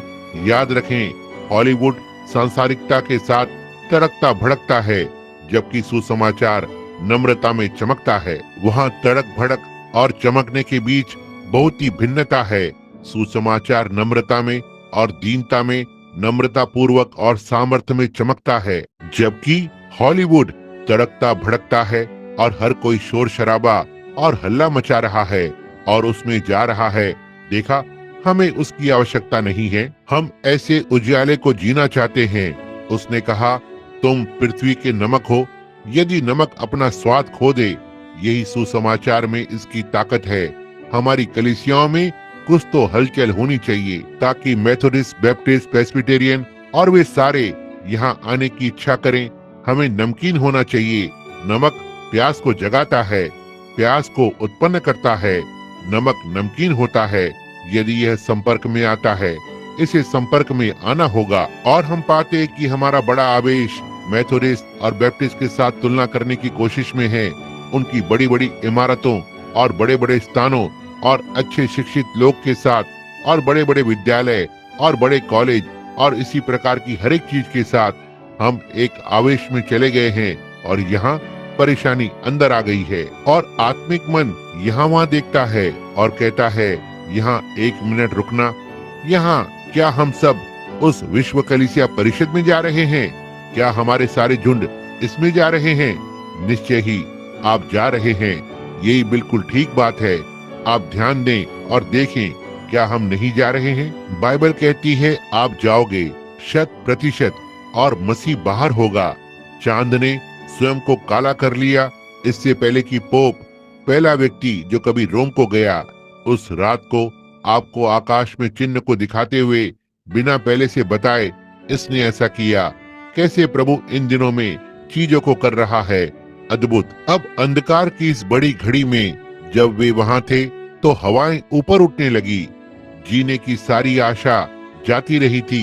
अब यदि आपका संप्रदाय विश्व कलीसिया परिषद में जाता है तो आप क्या करेंगे? उन सब हमारी बड़ी बड़ी चीजों का क्या होने जा रहा है जो हमने यहाँ इस धरती पर बनाई है? अंतिम आशा समाप्त हो गई है। लेकिन आप जानते हैं, जैसे ही वे चिल्लाने वाले थे और सारी आशाएं जा चुकी थी, वे बच नहीं सकते थे और अचानक से उन्होंने उसे आते हुए देखा, पानी पर चलते हुए। अंधकार की घड़ी में वो आया चलते हुए। आप जानते हैं क्या? जब वो उन्हें छोड़कर गया, वो जानता था कि ऐसा घटित होने जा रहा है, इसलिए वो उस देश की सबसे ऊंची पहाड़ी पर चढ़ गया। जितना आप ऊंचाई पर जाएंगे उतना ही दूर का आप देख सकते हैं।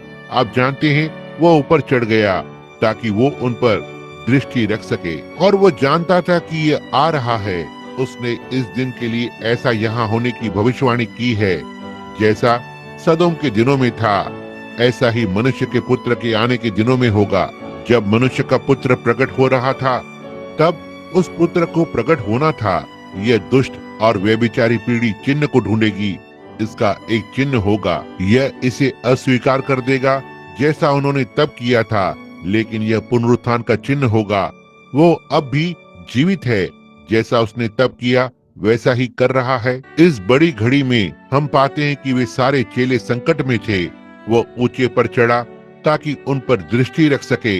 वह वहां एक पहाड़ पर बैठा हुआ था, उनकी ओर देख रहा था। और अब इस बार वो पहाड़ पर नहीं चढ़ा, लेकिन वह कब्र में से ऊपर चढ़ा और हवा में से उठता हुआ चांद सितारों के पार, इतना तक वो इतनी ऊंचाई पर चढ़ गया, यहाँ तक कि उसे नीचे झुककर स्वर्ग को देखना था। और वहाँ वह ऊंचे पर बैठता है।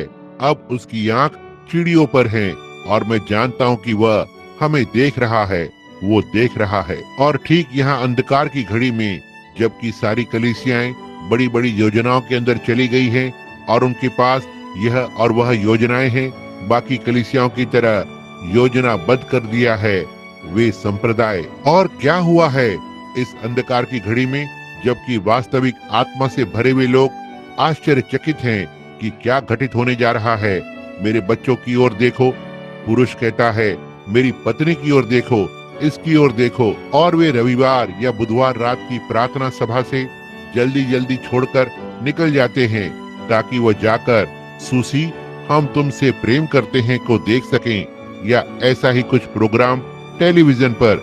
परमेश्वर के प्रेम से अधिक संसार के प्रेमी उनके जैसा व्यवहार करते हैं। उस दिन मैंने एक महिला को बताया, उसने अपने कपड़े इतने तंग पहन रखे थे। मैंने कहा, बहन, यह कपड़े बहुत तंग हैं। मुझे आपको यह बताना अच्छा नहीं लगता, लेकिन यह ऐसा ही है। आप एक मसीही हैं और आप ठोकर का कारण बनेंगी। उसने कहा, देखिए भाई ब्रैनम, क्या आपको मालूम है?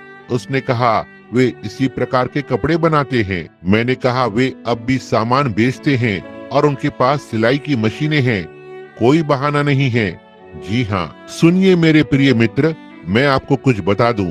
आपको लेकर नहीं बोल रहा हूँ, नहीं श्रीमान, मैं आपको पीड़ा की स्थिति से बाहर रखने की कोशिश कर रहा हूँ। जब तक वो आत्मा आप पर है, आप ऐसा ही करेंगे, यह ठीक बात है। आपको इससे बाहर जन्म लेना होगा। इस टिप्पणी पर आप स्वयं ही चुनाव कर सकते हैं, लेकिन मुझे आपको कुछ तो बताने दो। देखिए, वहाँ तुम्हारा हृदय होता है, जहाँ पर तुम्हारा खजाना भी है। मैं आपको बता दूं, हो सकता है आप अपने पति के लिए लिली के फूल के समान शुद्ध हों, और हो सकता है आप एक लिली के समान शुद्ध हों युवा लड़की अपने लड़के मित्र के लिए, लेकिन एक दिन परमेश्वर व्यभिचार करने के लिए आपसे उत्तर देने को लगाएगा। जब आप इस प्रकार के वस्त्र पहनती हैं, तो आप दोषी ठहरती हैं। यीशु ने कहा, जो कोई भी किसी स्त्री पर कुदृष्टि डाले, वह उसके साथ अपने हृदय में व्यभिचार कर चुका। और जब उस पुरुष को उत्तर देना होगा, उस पापी को आपकी ओर देखने के लिए, व्यभिचार करने के लिए, किसने स्वयं को उसके सामने ऐसे प्रस्तुत किया? इस पर सोचें। तुम पेंटिकॉस्टल महिलाओं, आप पर शर्म आती है। देखा, आप पर शर्म आती है। मैं आपसे प्रेम करता हूँ, इसी कारण मैं यह कह रहा हूँ, प्रेम सुधार करता है। एक बहुत बड़े फैशन के पागलपन में है, एक बहुत बड़ा पहनावे के फैशन का पागलपन। यह बस वैसे ही दुनिया की तरफ फैशन है। उसने कहा, संसार और उसकी वस्तुओं से प्रेम न रखो। यदि तुम करते हो तो परमेश्वर का प्रेम तुम में है ही नहीं। मैं इसकी परवाह नहीं करता कि आप कितना अन्य भाषा में बोलते हैं, ऊपर और नीचे कूदते हैं, नाचते हैं, बाल काटते हैं, इस प्रकार के कपड़े पहनते हैं। आप पुरुष लोग इसकी अनुमति देते हो। आपके अपने फल बताते हैं कि आप कहाँ हो। यह बिल्कुल ठीक बात है। कोई आश्चर्य नहीं कि हम इस तरह की अव्यवस्था में हैं जैसे हम हैं, और साम्यवाद की हवाओं में कलीसियावाद की हवाएं, विश्वव्यापी कलीसिया संगठन की हवाएं। यह एक जुड़ने का समय है, एकता का समय है। यूनियनें मजदूरों को एकता में ला रही हैं, इस विषय में विवाद कर रही हैं। राष्ट्रों के पास वे संयुक्त राष्ट्र हैं, वे एक हो रहे हैं। कलीसियाएं आपस में एक साथ एक हो रही हैं। यह सब क्या दिखा रहा है? यह दिखा रहा है कि मसीह और दुल्हन एक होने के लिए तैयार है। यही है जिसके विषय में ये बोल रहा है। इन सब चीजों की परछाइयां दिखा रही हैं, मूल आ रहा है।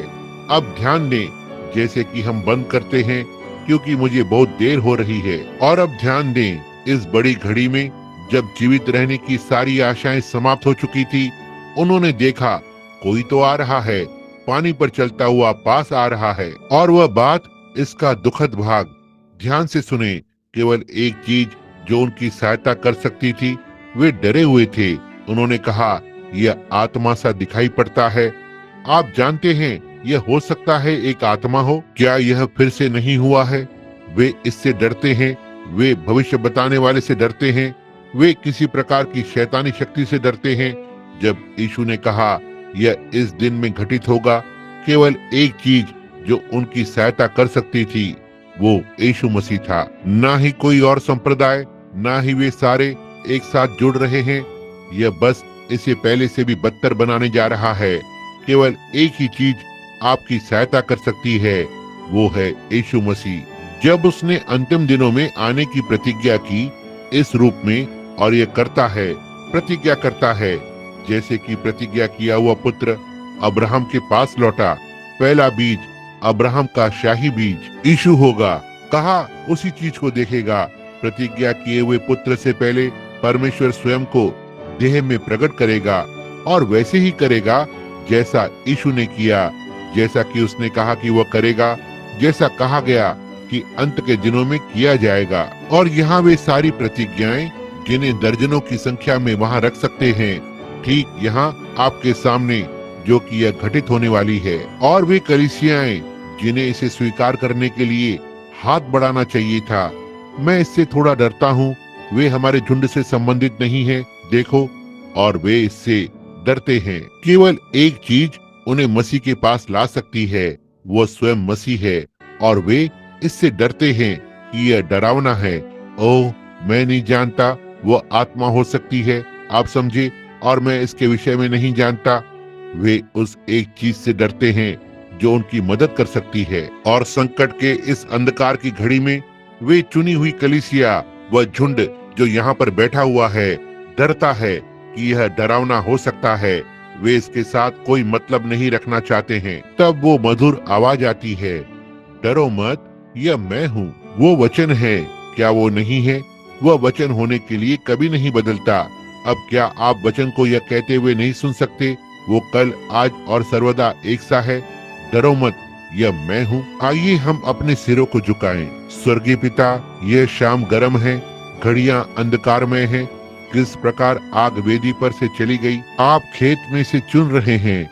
आपने कहा वो राज्य उस मनुष्य के समान है जो जाल लेकर समुद्र पर गया और उसमें डाला, और जब उसने उसे बाहर खींचा, राज्य इसी प्रकार से था। प्रभु परमेश्वर किसी दिन अंतिम मछली जो उस पानी में है, आपने कहा उन्होंने सब प्रकार के ले लिए। वह सुसमाचार का जाल सब जाति को पकड़ता है। वह कछुआ पकड़ता है, बदबू वाली मछली, केकड़े, सांप, कूड़ा करकट खाने वाली मछली। हम नहीं जानते कि ये क्या पकड़ता है, लेकिन वहाँ कुछ मछली है जिसके पीछे आप गए थे। आप ही वो एक हैं जो न्यायी है, लेकिन हम अनुभव करते हैं जल्द ही कछुआ, बदबू वाली मछली और सब वापस कीचड़ में चले जाएंगे, वापस पानी में। लेकिन किसी दिन वो अंतिम मछली जो नियुक्त की गई है, जो आने के लिए पहले से ठहराई हुई है, देह का वो अंतिम भाग झील में से खींचकर निकाल लिया जाएगा। आपने लूथर के दिनों में जाल को फेंका। Wesley, Alexander Campbell, John Smith, Calvin, Knox, Finney, Sankey और आदि के दिनों में, पेंटिकॉस्टल युग में एफ बोसवर्थ और फ्रॉचमैन, उन महान लोगों के दिनों में जाल फेंका। आपने बिली संडे के दिनों में जाल को फेंका, उन युगों में से होते हुए। और अब आप अब भी समुद्र को छान रहे हैं। क्या उनमें से कोई एक आज रात यहाँ बैठा हुआ है प्रभु? यदि ऐसा है तो होने पाए वे उस छोटी महिला के समान हो जो कुएं पर थी। यहाँ तक कि अपने व्यभिचार की दशा में वो फिर भी पहचानती थी कि आप मसीहा थे। उसने उस चिन्ह को देखा, वो वही था। उसने कहा, मुझे प्रतीत होता है कि तू एक भविष्यवक्ता है। उसे इस बात का अंदाजा नहीं था कि यह मसीहा हो सकता है। उसने कहा, हम मसीहा की राह देख रहे हैं। दूसरे शब्दों में, हम जानते हैं कि जब मसीहा आता है तो वह हमें इन बातों को बताएगा। और आपने कहा, मैं वो हूँ। ये ऐसा ही था। अब आज रात प्रभु वे यह देखें कि यह मैं हूँ। डरो मत, यह मेरी प्रतिज्ञा है। रोगियों को चंगा करे प्रभु, खोए हुए को बचाएं, खाली को भर दें। होने दे कि आज रात जब हम यहाँ से जाएं और अपने हृदय में कहें, उनके जैसे जो इमाउस से आए थे, तो क्या हमारे हृदयों में उत्तेजना न हुई जब आज रात उसने भवन में हमारे लिए सेवकाई को किया, उसकी दिव्य उपस्थिति में? उन्होंने कैसे जाना कि यह आप थे? उन्होंने आपको भीतर आने के लिए आमंत्रित किया और उनकी आंखें खुल गई। होने दे कि हम में से प्रत्येक आज रात आपको आमंत्रित करे। यदि हम इसे नहीं समझते हैं तो होने पाए हम आपको भीतर आने के लिए किसी भी तरह से आमंत्रित करें। केवल यही मात्र एक तरीका है कि आप स्वयं को प्रकट कर सकते हैं। और हमने ध्यान दिया कि जिस तरह से आपने स्वयं को पुनरुत्थान के पश्चात प्रकट किया, आपने कुछ वैसा ही उसी प्रकार से किया जो आपने क्रूस पर चढ़ने से पहले किया था। अब आज रात प्रभु आए। आपने कहा कि आप कल, आज और सर्वदा एक से हैं। हमारे लिए फिर से करें जैसा कि आपने अपनी देह में रहने के दिनों में किया, जब यहाँ धरती पर खड़े थे। हम उन लोगों के समान हल्के हृदय के साथ घर जाएं। यीशु के नाम में हम प्रार्थना करते हैं, आमीन। अब आज रात सभा में मैं जानता हूँ कि बहुत ही ज्यादा गर्मी है और हमारे पास समय पर निकलने के लिए 20 मिनट हैं। मैं जो करता हूँ मैं उसे रोक नहीं सकता या बंद नहीं कर सकता। मैं किसी चीज के द्वारा उभारा जा रहा हूँ। मेरे सारे जीवन में मैं हमेशा ऐसे ही रहा हूँ और यह हमेशा सही रहा है। इसने मुझे कभी कुछ नहीं बताया, केवल वही जो बाइबल में था। मैं इसे नहीं रोक सकता। मैं इस विषय में कुछ नहीं कर सकता। जो कुछ भी हो यह बस इसे करता है। और मुझे पक्का है यदि मैं आज्ञाकारी हूँ तो वहाँ कोई तो है जिसे इसकी आवश्यकता है और मैं आज्ञाकारी बना रहूंगा। और उस दिन मैं उस महान पौलुस के समान होना चाहता हूँ। संत पौलुस ने कहा, मैं किसी मनुष्य के लहू का दोषी नहीं। मैं आपको सत्य बताना चाहता हूँ, ना ही जैसे मैं आपसे प्रेम करता हूँ। और यदि आपके पास एक छोटा लड़का हो, महिला, मैं इसके लिए सोचता हूँ, आप जिन्हें मैंने कुछ क्षण पहले फटकारा था, आप बहनें, आप जिनके कटे हुए बाल हैं और इत्यादि। यदि आपका कोई छोटा लड़का बाहर सड़क पर बैठा हो और आप कहें, प्रिय जूनियर, अच्छा है कि तुम अंदर आ जाओ। प्रिय, ये हो सकता है, मैं नहीं जानती, शायद वह तुम्हारे पास से अपनी गाड़ी चलाकर ले जाएं, तो आप उस बालक से प्रेम नहीं करती। यह ठीक बात है। आप वहां बाहर जाकर और उसे मारकर चमड़ी उधेड़ देंगी या उसे जबरदस्ती भीतर लेकर आएंगी। यह सही बात है, आप उससे प्रेम करती हैं। सुसमाचार इसी तरह से है। परमेश्वर आपसे प्रेम करता है और वे जिन्हें वो प्रेम करता है, प्रत्येक उस बालक को जो उसके पास आता है वो ताड़ना देता और डांटता है। यदि आप ताड़ना को सहन नहीं कर सकते हैं, आप चले जाते हैं और इस विषय में क्रोधित हो जाते हैं, तो आप अवैध संतान हो। आप परमेश्वर की संतान नहीं हैं। इसलिए याद रखें, यह बस पवित्र वचन है। अब उसकी ओर से एक शब्द मेरे कहने से कहीं अधिक लाखों गुना जीवन का महत्व होगा। यह वही है। हम उसकी प्रतिज्ञा जानते हैं। हम जानते हैं उसने क्या करने के लिए प्रतिज्ञा की है। अब मैं नहीं जानता कि वो क्या हम वहां से क्या उसने प्रार्थना कार्ड फिर से बांटे हैं? क्या आपने आज कार्ड बांटे हैं? ये क्या था? जे तो ठीक है। समय बचाने के लिए आइए अब हम नंबर 1 से आरंभ करें। अब वे शायद पूरे भवन में हैं। जे नंबर 1। और अब हमारे पास कुछ बिखरे हुए हैं। एक समय हमने यहाँ आरंभ किया, यहाँ इस एक से बीच बीच में थोड़ा आगे पीछे और इधर उधर होते रहे, लेकिन अब हमारे पास यहाँ कुछ लोग बिखरे हुए हैं। लेकिन हर एक व्यक्ति जो यहाँ प्रतिदिन आते हैं, उन्हें अवसर होता है कि पंक्ति में आए। इसका यह अर्थ नहीं है क्योंकि आप यहाँ इस सभा में कितने लोग जानते हैं। यहाँ सभा के लोगों में से लगभग दुगने लोग चंगे हुए हैं जितने कि यहाँ ऊपर मंच पर चंगे हुए। निश्चय ही आप ये जानते हैं। देखिए, प्रार्थना कार्ड तो केवल लोगों को यहाँ बुलाने के लिए होता है। पवित्र आत्मा उनके बीच में आए, क्योंकि ऐसा करने के लिए आप आदी हैं। ठीक अभी यहाँ तक हमें इसकी आवश्यकता भी नहीं है। हम प्रार्थना कार्डों को छोड़ सकते हैं, जैसा कि हमने पिछली रात किया। पिछली रात हमारे पास प्रार्थना कार्ड नहीं थे। पवित्र आत्मा उनके बीच चला गया। उनके पास प्रार्थना कार्ड नहीं थे और मैंने बहुत सी चीजें देखी। मैंने उनके विषय में कुछ नहीं कहा क्योंकि मैं नहीं जान पाया कि यह ऐसे ही था या नहीं। उनके ऊपर अब भी अंधेरा था और मैंने बस उसे ऐसे ही छोड़ दिया। मुझे नहीं मालूम था, उन्हें बुलाने का कोई लाभ नहीं था। जो कुछ भी वह कहता है वो सही होता है। इसलिए सुनिए कि वो क्या कहता है। अब आपने क्या बताया कि वो जे था? जे नंबर 1। जे नंबर 1 किसके पास ये प्रार्थना कार्ड है? अपने हाथ उठाए। पुत्र, तुम गलती कर रहे हो। कोई और? ओह, मुझे खेद है। ओह, वहाँ पीछे दीवार के साथ। महिला, आप यहाँ आ जाएं। वे अभी इन कार्डों को वहाँ लाते हैं। वो लड़का, बाय बॉर्डर्स या बिली, कोई एक, या कभी कभी दोनों। उन प्रार्थना कार्ड को लोगों के सामने मिला देते हैं और तब आपको कार्ड देते हैं जो भी आप चाहते हैं। हम नहीं जानते, वह तो केवल इस एक को 5 नंबर मिल सकता है और उस एक को 7 नंबर मिल सकता है, इस एक को 15 मिल सकता है और उसे 95, और हम नहीं जानते। और तब फिर से जब मैं आता हूँ, जहाँ से बस मेरे हृदय में आता है, मैं वहीं से पुकारता हूँ। इससे कोई मतलब नहीं कि यह कहाँ है। मैं बस, यदि मैं कहता हूँ, कभी कभी मैं गिनता हूँ कि एक पंक्ति में कितने हैं, एक एक पंक्ति में बांट देते हैं और उत्तर को पाते हैं, समझे। और तब यदि मैं नहीं करता, क्यों, मैं केवल जो कुछ भी मेरे मन में पहले आता है मैं उसे बुलाता हूँ। Number 1, J number 2, number 2, number 3, number 4, number 5, number 6, 7, 8, 9, 10। देखिए, उन्हें आने दीजिए। 1, 2, 3, 4, 5, 6, 7, 8, 9, 10। ये अच्छा है, इसी प्रकार से आए। रुकिए, एक दूसरी ओर चला गया। मैं था 1, 2, 3, 4, 5, 6, 7, 8, 9। ये ठीक है। अब यहाँ यह है, ये 10 तो ठीक है। 11, 12, 13, 14, 15, ये 5 और हैं। 1, 2, 3, 4, 5, ठीक है, ये ठीक है। 16, 17, 18, 19, 20, 1, 2, 3, 4।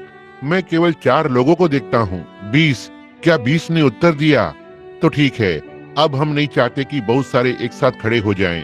अब यदि हम इनमें से होकर जाते हैं और ये बहुत जल्दी है, तो हम कुछ और को ले लेंगे। हम नहीं बुलाते, हो सकता है हम थोड़े से और के लिए भी कोशिश करें। आइए 5 और के लिए कोशिश करें। 21 से 25 तक जे में, यदि आप चाहें तो उन्हें खड़े होने दें।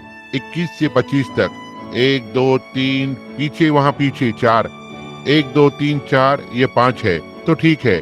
अब हम बस वहीं रुके। अब पंक्ति में 25 हैं और इन्होंने यहाँ पंक्ति बना ली है। अब मैं आपसे एक सहयोग चाहता हूँ। क्या आप मेरी ओर अपना पूरा ध्यान देंगे? परमेश्वर की ओर अपना पूरा का पूरा ध्यान लगाएं अगले 15-16 मिनटों के लिए। क्या आप ऐसा करेंगे? और क्या आप ऐसा करेंगे? अपना हृदय पूरी तरह से खोलेंगे। अब याद रखना, मैंने जो कहा है इसे अपने ऊपर से ना निकलने दें, जैसे कि बतख की पीठ पर पानी डालना, जैसे कि पुरानी कहावत है। ऐसा न करें, इस पर विचार करें। यदि मैं आपको कोई ऐसी बात बताऊं जो वचन के अनुसार ना हो और इस घड़ी के लिए प्रतिज्ञा है, तो आपका कर्तव्य बनता है कि आकर प्रबंधक से मिलकर उसे इस विषय में बताएं। ये सही बात है, मैं वचन को छोड़ और कुछ नहीं सिखाता। और यदि मैं वचन के साथ बना रहता हूँ और यदि मैं कहता हूँ कि यह इस प्रकार से है और परमेश्वर यह बाइबल में है, यदि प्रभु का दूत मुझे कुछ ऐसा बताता है जो बाइबल में नहीं है, तो यह परमेश्वर का दूत नहीं है। यह ठीक बात है। उसने एक बार भी ऐसा कुछ नहीं बताया जो वचन में ना हो, और आप मेरे गवाह हैं। उसने कभी भी एक बात नहीं कही, सैकड़ों, हजारों और हजारों में से और संसार की भाषाओं में उसने कभी एक बार भी कोई गलत बात नहीं बताई या कोई ऐसी बात नहीं कही जो घटित नहीं हुई। सुनना, प्रबंधक और उनसे पूछे, वे यहाँ पर हैं। ये जो कुछ आप जो यहाँ देखते हैं, यह उसका छोटा सा रूप है। क्या ये सही है भाइयों? क्यों? वहाँ बाहर और अंदर निजी जीवन में, जहाँ वो कहता है इस स्थान में जाओ और इसे देखो और ये घटित होगा, और यहाँ पर यह कहो, यहाँ नीचे, यह बस निरंतर हर समय वर्ष दर वर्ष होता आया है। लोग जो इस सभा में हैं केवल ये छोटी छोटी चीजें देखते हैं, लेकिन यदि आप आदर पूर्वक रहें। अब यहाँ इस प्रार्थना पंक्ति में जितने खड़े हैं मेरे लिए अपरिचित हैं। यदि आप हैं तो अपने हाथ उठाएं। तो ठीक है, कितने यहाँ पर ऐसे हैं जो जानते हैं कि मैं उनके विषय में कुछ भी नहीं जानता? अपने हाथ उठाएं। अब जबकि धन्यवाद, मैं परवाह नहीं करता कि आप कहाँ हैं। यदि आप बालकनी में हैं, पीछे दीवार के सहारे खड़े हैं, यहाँ से होते हुए आप जहाँ भी हो, मैं करने जा रहा हूँ। अब ये आपकी भलाई के लिए है, ये आपके लाभ के लिए है। देखिए, ये आपके लाभ के लिए है। मैंने सोचा कि ये मेरा छोटा पोता मुझसे बात कर रहा है, लेकिन ये वो नहीं था। आज रात मेरा छोटा पोता यहीं कहीं पर है। वो इतना ही बड़ा है, और मैंने सोचा ये छोटा पॉल था। वो हमेशा यही कहता है कि वो मंच पर आकर खड़ा होकर मेरे लिए प्रचार करेगा, और वो अभी 2 वर्ष का भी नहीं हुआ है। मैं सोचता हूँ वह छोटा लड़का अपनी माँ को ढूंढ रहा है। सो याद रखें, मैं आपकी सहायता करने का यत्न कर रहा हूँ। मैं, परमेश्वर ये जानता है मैं आपकी सहायता करने का यत्न कर रहा हूँ। देखिए, मैं चाहता हूँ कि आप लाभ उठाएं यदि वो हमारे बीच में आता है। अब उस व्यक्ति यीशु मसीह के विषय में सोचें, जो देह में काम कर रहा है, जैसा कि उसने अंत में करने की प्रतिज्ञा की है। कितने जानते हैं कि उसने ये प्रतिज्ञा की है? वैसे ही जैसे यह नीचे वहाँ सदोम में था, जब उस दूत ने अपनी पीठ घुमाई और यह परमेश्वर था। क्या आप विश्वास करते हैं कि वो परमेश्वर था? कितने विश्वास करते हैं कि वो परमेश्वर था? निश्चय ही ये था। बाइबल कहती है ऐसा था और वो यीशु ने इसका उल्लेख किया है। अब ध्यान दें, अब आप वहाँ जो बिना प्रार्थना कार्ड के हैं, मैं चाहता हूँ कि आप मेरे लिए कुछ करें, चाहे जहाँ भी आप हों। अब याद रखें ये बातें, ध्यान दें, ये आपको बताती है कि आप चंगे हो गए हैं, या जो ये आपको करने के लिए बताता है। ध्यान दें ये क्या कहता है। यदि ये केवल आपको बताता है तो ये आपके विश्वास को बनाने के लिए है, और फिर जब आपका विश्वास उस स्थान तक आ जाता है तो आप आगे बढ़कर और परमेश्वर को स्वीकार करें, यह मैं नहीं हूँ, क्योंकि स्वर्गीय पिता ये जानता है। मैं यहाँ पर इस पंक्ति को देखता हूँ। मैं एक भी व्यक्ति को नहीं देख रहा हूँ जिसे मैं जानता हूँ। मैं नहीं देख सकता केवल 2 या 3 लोगों को जो सारी सभा में हैं, जिन्हें मैं जानता हूँ। इस समय मैं नहीं जानता, मैं कह सकता हूँ एक दिखाई पड़ता है। मैं जानता हूँ कि कुछ मिनट पहले एडमंड वे यहाँ पर थे। मैंने सोचा मैंने उसे देखा है और मैं चूक गया। यदि मैं गलत नहीं हूँ तो मैं किसी ऐसे व्यक्ति को देखता हूँ जिसे मैं जानता हूँ। एक पुरुष और उसकी पत्नी है और एक छोटी लड़की है जिसका नाम फ्रिडजिंगर है, जो ओहियो से है। क्या आप वो भाई फ्रिडजिंगर हैं? आप एक प्रकार से एक छोटे से घेरे में बैठे हुए हैं जहाँ ये ओहियो से भाई और बहन फ्रिडजिंगर हैं, जो मेरे मित्र हैं, और इन्हें छोड़कर यहाँ ये पीछे बैठे हुए हैं। एक यहाँ इस ओर मैं देखता हूँ एक बूढ़ा व्यक्ति 92 वर्ष का हो रहा है, जिनका नाम विलियम डाउच है। वो और उनकी पत्नी, वो एक नर्स है ओहियो में। विलियम डाउच मेरे बड़े गहरे मित्र हैं। ज्यादा समय नहीं हुआ, वे 91 वर्ष के थे। उनका हृदय पूरी तरह बंद हो रहा था, हृदय का दौरा पड़ा था, और उनकी पत्नी ने मुझे बुलाया कि जल्द से आ जाएं। वह उस समय मर रहे थे और वह मेरे लिए बहुत ही घनिष्ठ मित्र रहे हैं। मैं उसे देखने के लिए सड़क पर था। मैं चिंतित था और मैं रुक गया, और मेरा एक पहिया बाहर को निकल रहा था और मेरा टायर फटकर टुकड़े टुकड़े हो रहा था, और मैं एक टेक्साको के पेट्रोल पंप में गया और जाकर थोड़ा पेट्रोल भरा। उन्होंने निकलकर इसकी ओर देखा और मैंने ऊपर की ओर देखा, और मैंने देखा भाई डाउच मेरी कलीसिया से निकलकर बाहर आ रहे हैं, मुझसे हाथ मिला रहे हैं। मैंने कहा प्रभु की स्तुति हो, और मैंने पीछे इस ओर देखा और यहाँ वो सड़क पर आ रहे हैं और मुझसे हाथ मिलाया। मैं उसके पास गया, मैं उसके डॉक्टर से मिला, एक युवा यहूदी या एक अधेड़ आयु का व्यक्ति, यहूदी व्यक्ति, और मैंने कहा डॉक्टर उसके विषय में क्या है? कहा कि उसमें लड़ने का अवसर भी नहीं है, कहा कि वो ऑक्सीजन पर है, कहा वो वहीं मर जाएंगे। उसने कहा याद रखें वो 91 वर्ष के हैं। मैंने कहा जी हाँ श्रीमान। कहा ये एक पूरी तरह से हृदय की खराबी है, कुछ नहीं किया जा सकता। कहा ये जाने का समय है। और मैंने कहा जी हाँ श्रीमान, लेकिन वो नहीं जा रहा है, बस ऐसा ही है। मैं भीतर गया, अपना हाथ बिस्तर के अंदर डाला। मैंने कहा भाई डाउच क्या आप मुझे सुन सकते हैं? उसने मेरी ओर देखा। अब वास्तव में उसका नाम, वह जर्मन का रहने वाला है, DAUGH, और मैं बस डाउच करके उच्चारण करता हूँ।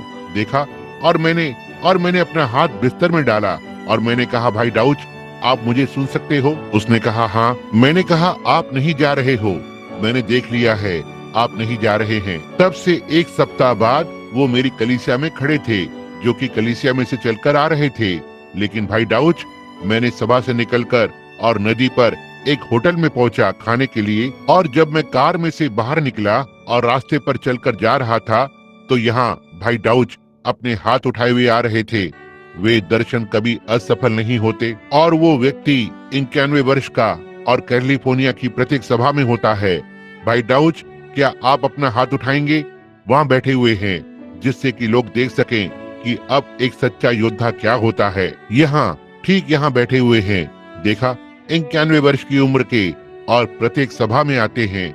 जब मैं यहाँ आराधनालय में होता हूँ तो वह प्रतिदिन सैकड़ों मील कार चलाकर आते हैं मेरे एक छोटे से उपदेश को सुनने के लिए और वापस जाते हैं। परमेश्वर, सांझ के समय उजाला होगा। मैंने कहा उस दिन मैं उनसे बात कर रहा था। मैंने कहा, भाई डाउच, मैं आपके लिए क्या कर सकता हूँ? भाई ब्रैनम, एक निवेदन है, जब वो आता है मैं उसके साथ जाना चाहता हूँ। कहा, चिंता मत कीजिए, यह सुरक्षित है, निश्चय ही। अब उस व्यक्ति ने अंदर आकर बपतिस्मा लिया। ओह, अंदर आकर और पवित्र आत्मा का बपतिस्मा पाया और हर एक चीज बस मसीह का एक अद्भुत सेवक। अब मैं हर किसी से कहने जा रहा हूँ, सच्चे आदर के साथ आप इस ओर देखें और प्रार्थना करें। अब यहाँ पर कितने शिक्षक जानते हैं कि वो ठीक अभी महायाजक है जिसे हम अपनी दुर्बलताओं के द्वारा छू सकते हैं। ठीक है, यदि वो कल, आज और युगानुयुग एक सा है और वही महायाजक है तो वह उसी तरह से काम करेगा। केवल वह, उसकी देह वहाँ है परमेश्वर के सिंहासन पर। कितने यह बात जानते हैं कि यीशु की देह परमेश्वर के सिंहासन पर है, लेकिन वो हमारी देह को अपने प्रगटीकरण के लिए प्रयोग करता है, जैसा कि उसने करने की प्रतिज्ञा की है। जो काम मैं करता हूँ तुम भी करोगे। मैं आपको शांत बैठने के लिए कहूँगा। आदर पूर्व रहें, ध्यान दें, प्रार्थना करें। अब स्वर्गीय पिता, मैंने उतना ही आदर पूर्ण होने की कोशिश की है जितना मैं जानता हूँ कि कैसे रहना है इसके विषय में। अब प्रभु, आपकी ओर से केवल एक शब्द और तब होने दे।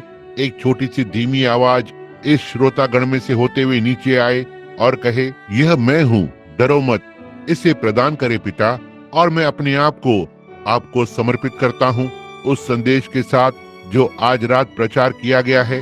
आपके वचन की पुष्टि होने के साथ आपको यह नहीं करना है, लेकिन आप इसे करेंगे या आप इसे करते हैं क्योंकि आपने यह प्रतिज्ञा दी है।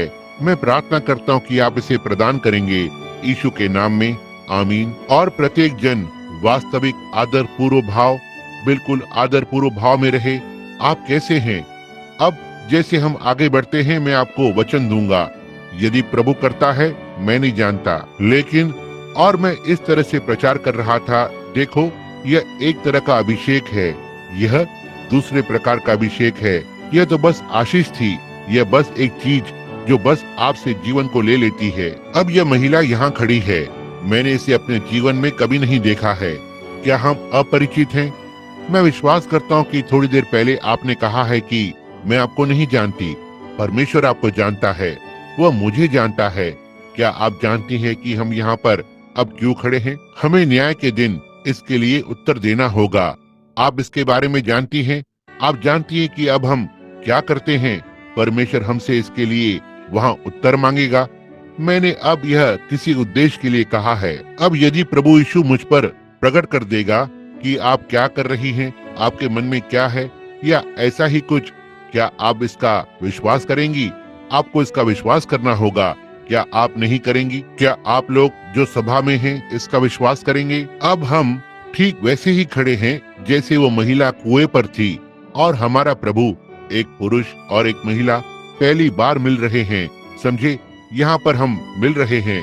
यह संत यूहन्ना का 4था अध्याय है। अब पवित्र आत्मा कहेगा, यदि आप यहाँ किसी और के लिए हैं, यदि आप बीमार हैं, यदि यह घरेलू समस्या है, यदि यह आर्थिक समस्या है, जो भी है, मुझे कोई अंदाजा नहीं है, लेकिन वो जानता है। लेकिन वह आपके हृदय के विचारों को जांच लेता है।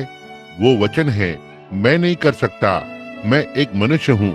आप बस थोड़ी सी परेशान हैं और यही कारण है कि मैं ये कर रहा हूँ। आप देखो, घबराहट आपकी एक परेशानी है, ये सही बात है। और आपको मधुमेह रोग है, ये दूसरी चीज है जो आपके साथ गलत है, ये सही बात है। उलझने, बहुत सारी चीजें गलत है, ये ठीक बात है। यदि ये ठीक है तो अपना हाथ उठाएं। देखा, क्या आप विश्वास करती है कि वो आपको चंगा कर देगा? आप करती हैं। अब आपकी घबराहट आपकी उम्र के कारण होती है, देखो, लेकिन अब ये सब आपको छोड़ देगी। और मैं विश्वास करता हूँ कि विश्वास के द्वारा हम उस कैलवरी पर जाएंगे। लहू का संचालन अब बिल्कुल ठीक यही है जो उसने किया। उसने उस स्त्री को कुएं पर बताया कि उसकी परेशानी क्या थी। उसके बहुत सारे पति थे। आपको जो था, मैं सोचता हूँ घबराहट थी और 2 या 3 और चीजें आपके साथ गलत हैं। यह ठीक बात है, क्या ऐसा नहीं है? यह वही बात है। अब जब वो शमौन के पास आया, उसने उसे बताया कि वो कौन था। क्या आप विश्वास करती है कि परमेश्वर मुझे बता सकता है कि आपका नाम क्या है? क्या इससे आप अधिक विश्वास करेंगी? यह होगा श्रीमती स्ट्रॉन्ग स्टाउट। क्या आप विश्वास करती हैं? जाएं और विश्वास करें और आप, यह समाप्त हो गया है। आमीन। आएं। आप विश्वास करती हैं? मैं आपके लिए भी अपरिचित हूँ, मैं आपको नहीं जानता, परमेश्वर आपको जानता है। क्या आप विश्वास करती हैं कि वह मुझ पर प्रकट कर सकता है कि आपकी क्या परेशानी है? और यदि वह करता है, तब प्रभु परमेश्वर धन्य है। क्या यह सत्य है? अब चिंता करने की जरूरत नहीं है। देखिए, यह तो वो है जिसे आप अनुभव कर रही हैं। यह ठीक है, आप भी एक घबराहट की स्थिति से पीड़ित हैं, मानसिक घबराहट, और आप बहुत ही आसानी से टूट जाती हैं। और आप मूत्राशय की बीमारी से पीड़ित हैं, लीवर में भी कुछ तो गड़बड़ है और आप में खून की कमी है। यह सही बात है, आप में कुछ तो है। यह मनुष्य यहाँ बार बार सामने आ रहा है। क्या आप विश्वास करती है कि परमेश्वर आपको चंगा कर सकता है? आपके पति को भी चंगा और स्वस्थ करेगा। आप सोचती हैं कि पेट की बीमारी छोड़ देगी और वह चंगा हो जाएगा। यही है जिससे वो पीड़ित है। जाकर अपना हाथ उस पर रखें और उसे ऐसा ही बताएं और यह बीमारी उसे छोड़ देगी। मैं आपके लिए अपरिचित हूँ। प्रभु यीशु हम दोनों को जानता है, क्या वो नहीं जानता? क्या आप विश्वास करते हैं कि परमेश्वर आपको चंगा कर सकता है? यदि प्रभु यीशु मुझ पर यह प्रकट कर दे वो बात जो बात आपके हृदय में है, क्या आप विश्वास करते हैं कि वो आपको चंगा कर देगा? आपको कुछ परेशानी हुई थी, आपको एक पित्ताशय की थैली की परेशानी है, एक बात के लिए, और दूसरी बात इसके कारण पित्त फोड़े की स्थिति में आ गया, लेकिन यह वो है जो आपके डॉक्टर ने आपको बताया है। अब एक और बात है कि वे उसके लिए ऑपरेशन करना चाहते हैं। यह बिल्कुल सही है। क्या यह सच नहीं है? अब क्या आप विश्वास करते हैं कि वो इसे हटा सकता है? आप सोचते हैं कि आपका विश्वास उसमें है। अब आप देखिए, यह मैं नहीं कर रहा हूँ। आप विश्वास करते हैं तो ठीक है, जाएं और जैसा आपने विश्वास किया है वैसा ही आपके साथ हो। मैं समझता हूँ हम दोनों एक दूसरे के लिए अपरिचित हैं। प्रभु परमेश्वर हम दोनों को जानता है। क्या आप विश्वास करती हैं कि वह मुझ पर ऐसी बातें प्रकट कर सकता है जिससे आपकी सहायता हो? आप विश्वास करती है कि वो करेगा? मैं कह रहा हूँ निश्चय ही। यह बहुत अच्छा है, यह बहुत अच्छा है। अब आपके साथ बहुत सी चीजें गलत हैं, बहुत सारी समस्याएं और चीजें हैं, और जैसे कि खांसी, और आप इस पर काबू नहीं कर पा रही हैं और आप वास्तव में घबराई हुई हैं, और यह ठीक बात है। तब आपके हृदय पर एक बोझ भी है, और यह बोझ किसी के लिए है जो कि आपका बेटा है, और उसकी एक परेशानी है, कोई घरेलू परेशानी है। वो और उसकी पत्नी वे हमेशा ही झगड़ते रहते हैं और चल रहा है, और आपके पास इसके लिए बोझ है। यह सही है। अब आप अपने पूरे हृदय से विश्वास करें और यह सब साफ हो जाएगा और चला जाएगा। अब आप विश्वास करें। प्रभु आपको आशीष दे। श्रीमान, आप कैसे हैं? मैं आपसे अपरिचित हूँ और आप मुझसे अपरिचित हैं, और अब यह आरंभ हुआ। अब दर्शन मैं देखता हूँ, ऐसा दिखाई देता है जैसे सारा घर उजियाला हो रहा हो, जैसे एक प्रकार का भवंडर घूम रहा हो। देखा? लेकिन क्या आप विश्वास करते हैं कि प्रभु यीशु मुझ पर प्रकट कर सकता है कि आप वहाँ किस लिए खड़े हैं? आप विश्वास करते हैं कि वो करेगा? मैं भी यही विश्वास करता हूँ। मैं बस आपसे बात कर रहा हूँ, आपकी आत्मा से संपर्क करने के लिए। बिल्कुल यही है जिसके लिए मैं यह कर रहा हूँ। देखिए, मैं आपको नहीं जानता, इसलिए मुझे छोड़ यह कोई तो और है जो इसे कर रहा है। मुझे स्वयं को अपने आप से पूरी तरह अलग करना होता है। वो स्वयं ही इसे करता है। आप समझे? अब एक चीज जिससे कि आप भयानक रूप से पीड़ित हैं, वो घबराहट की स्थिति है, और यह घबराहट की स्थिति कुछ समय के लिए होती है। यह सही बात है। और उस घबराहट की स्थिति के कारण आपको उच्च रक्तचाप भी होता है और आपको दौड़ा पड़ा है। यही है, कहीं तो आप या तो एक प्रचारक रहे हैं या आप एक प्रचारक हैं। अब आप एक प्रचारक हैं, मैंने आपको पुलपिट में खड़े होते देखा है। तो फिर परमेश्वर पर विश्वास करें और यह घबराहट आपको छोड़ देगी। वे सारे सेवक जिन्हें यह है, आप चंगे हो जाएंगे। अपने पुलपिट पर वापस जाएं और परमेश्वर की आज्ञा माने और उस वचन के प्रति सच्चे बने रहें जो यीशु मसीह है। आप विश्वास करती है कि आपके पीठ का दर्द जब आप कुर्सी पर बैठी थी चला गया? क्या आप इसका विश्वास करती हैं? ठीक है महोदया, तो फिर आगे बढ़ते जाएं, कहते रहें धन्यवाद प्रभु। आओ महिला, आप कैसी हैं? आप विश्वास करती है कि मैं उसका सेवक हूँ? तो ठीक है। क्या आप विश्वास करती है कि वो महिला वाली परेशानी, स्त्री रोग आपको छोड़ने जा रही है? क्या आप करती हैं? तो फिर आगे बढ़िए, कहें प्रभु आपका धन्यवाद हो। गुर्दे की परेशानी, पीठ की परेशानी, आपकी पीठ में, क्या आप विश्वास करते हैं कि परमेश्वर आपको चंगा करेगा और आपको इससे ठीक करेगा? आप विश्वास करते हैं कि वो आपको ठीक कर देगा? तो ठीक है, अपने मार्ग पर आगे बढ़ें। आओ महिला, मैं आपसे अपरिचित हूँ। यदि मैं आपसे बिल्कुल कुछ भी ना कहूँ तो क्या आप विश्वास करेंगी कि परमेश्वर की उपस्थिति यहाँ पर है कि आपको चंगा करे? आप करेंगी? ठीक है, यदि आप करती हैं तो आपकी पेट की परेशानी मैंने आपको पहले ही बता दिया। आप देखिए, यह चला गया। देखिए, मैंने आपको बता दिया। आप कैसे हैं श्रीमान? परमेश्वर हृदय में वास करता है और आपका हृदय यहाँ बहुत हाल ही में दिखा रहा है खराब है। क्या आप विश्वास करते हैं कि वो इसे ठीक कर देगा? अपने मार्ग पर विश्वास करते हुए जाएं। परमेश्वर आपको आशीष दे। आप विश्वास करते हैं वो इसे ठीक कर देगा। आप घबराए हुए हैं क्योंकि आपको भी पेट की समस्या है, आंतों का अल्सर है, खाने के बाद यह आपको परेशान करता है। आप विश्वास करते हैं कि यह सब अभी चला गया है? जाकर अपने खाने के लिए कुछ तो ले लो। एक प्रकार से उठना आपके लिए कठिन होता है, पीठ का दर्द आपको बहुत परेशान कर रहा है। यदि आप विश्वास करें तो यह आपको अब और परेशान नहीं करेगा। क्या आप करेंगे?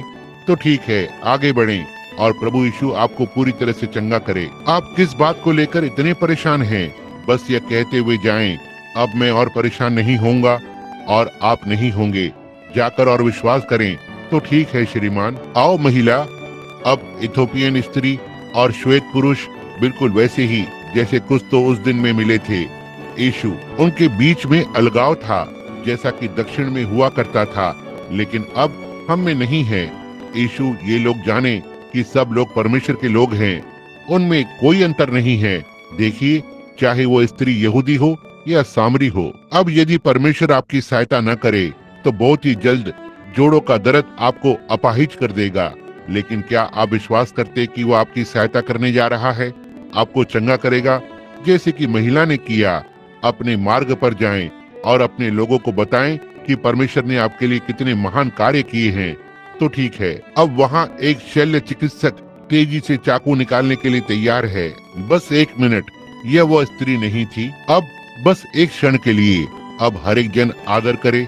ये शैतान है जिसने कुछ करने की कोशिश की। यहाँ यह है, फोड़ा फोड़ा आप दोनों को। यह सही बात है, आपको फोड़ा है, उस महिला को फोड़ा है और यह शैतान सहायता के लिए चिल्ला रहा है एक दूसरे में से। लेकिन पवित्र आत्मा भी चिल्ला रहा है। आप किस पर विश्वास करने जा रहे हैं? तो ठीक है, महिला, खाट में से खड़ी हो जाएं, उस बीमारों की खाट में से बाहर उठ जाएं, उसमें से उठो और विश्वास करो। जाकर अब उस पर विश्वास करो। आमीन। क्या आप विश्वास करते हैं सारी बातें संभव है? क्या आप विश्वास करते हैं श्रोतागण में आपके विषय में क्या है? आइए अब हम अपने अपने पैरों पर खड़े हो जाएं। यह करने का यही समय है। हर एक व्यक्ति, परमेश्वर आपको आशीष दे। इस समय हर एक व्यक्ति अपने पैरों पर खड़ा हो, परमेश्वर की महिमा करे, अपने हाथों को ऊपर उठाए। धन्यवाद प्रभु यीशु, हम आपकी महानता के लिए आपकी स्तुति करते हैं और बीमारों के लिए आपकी चंगाई के लिए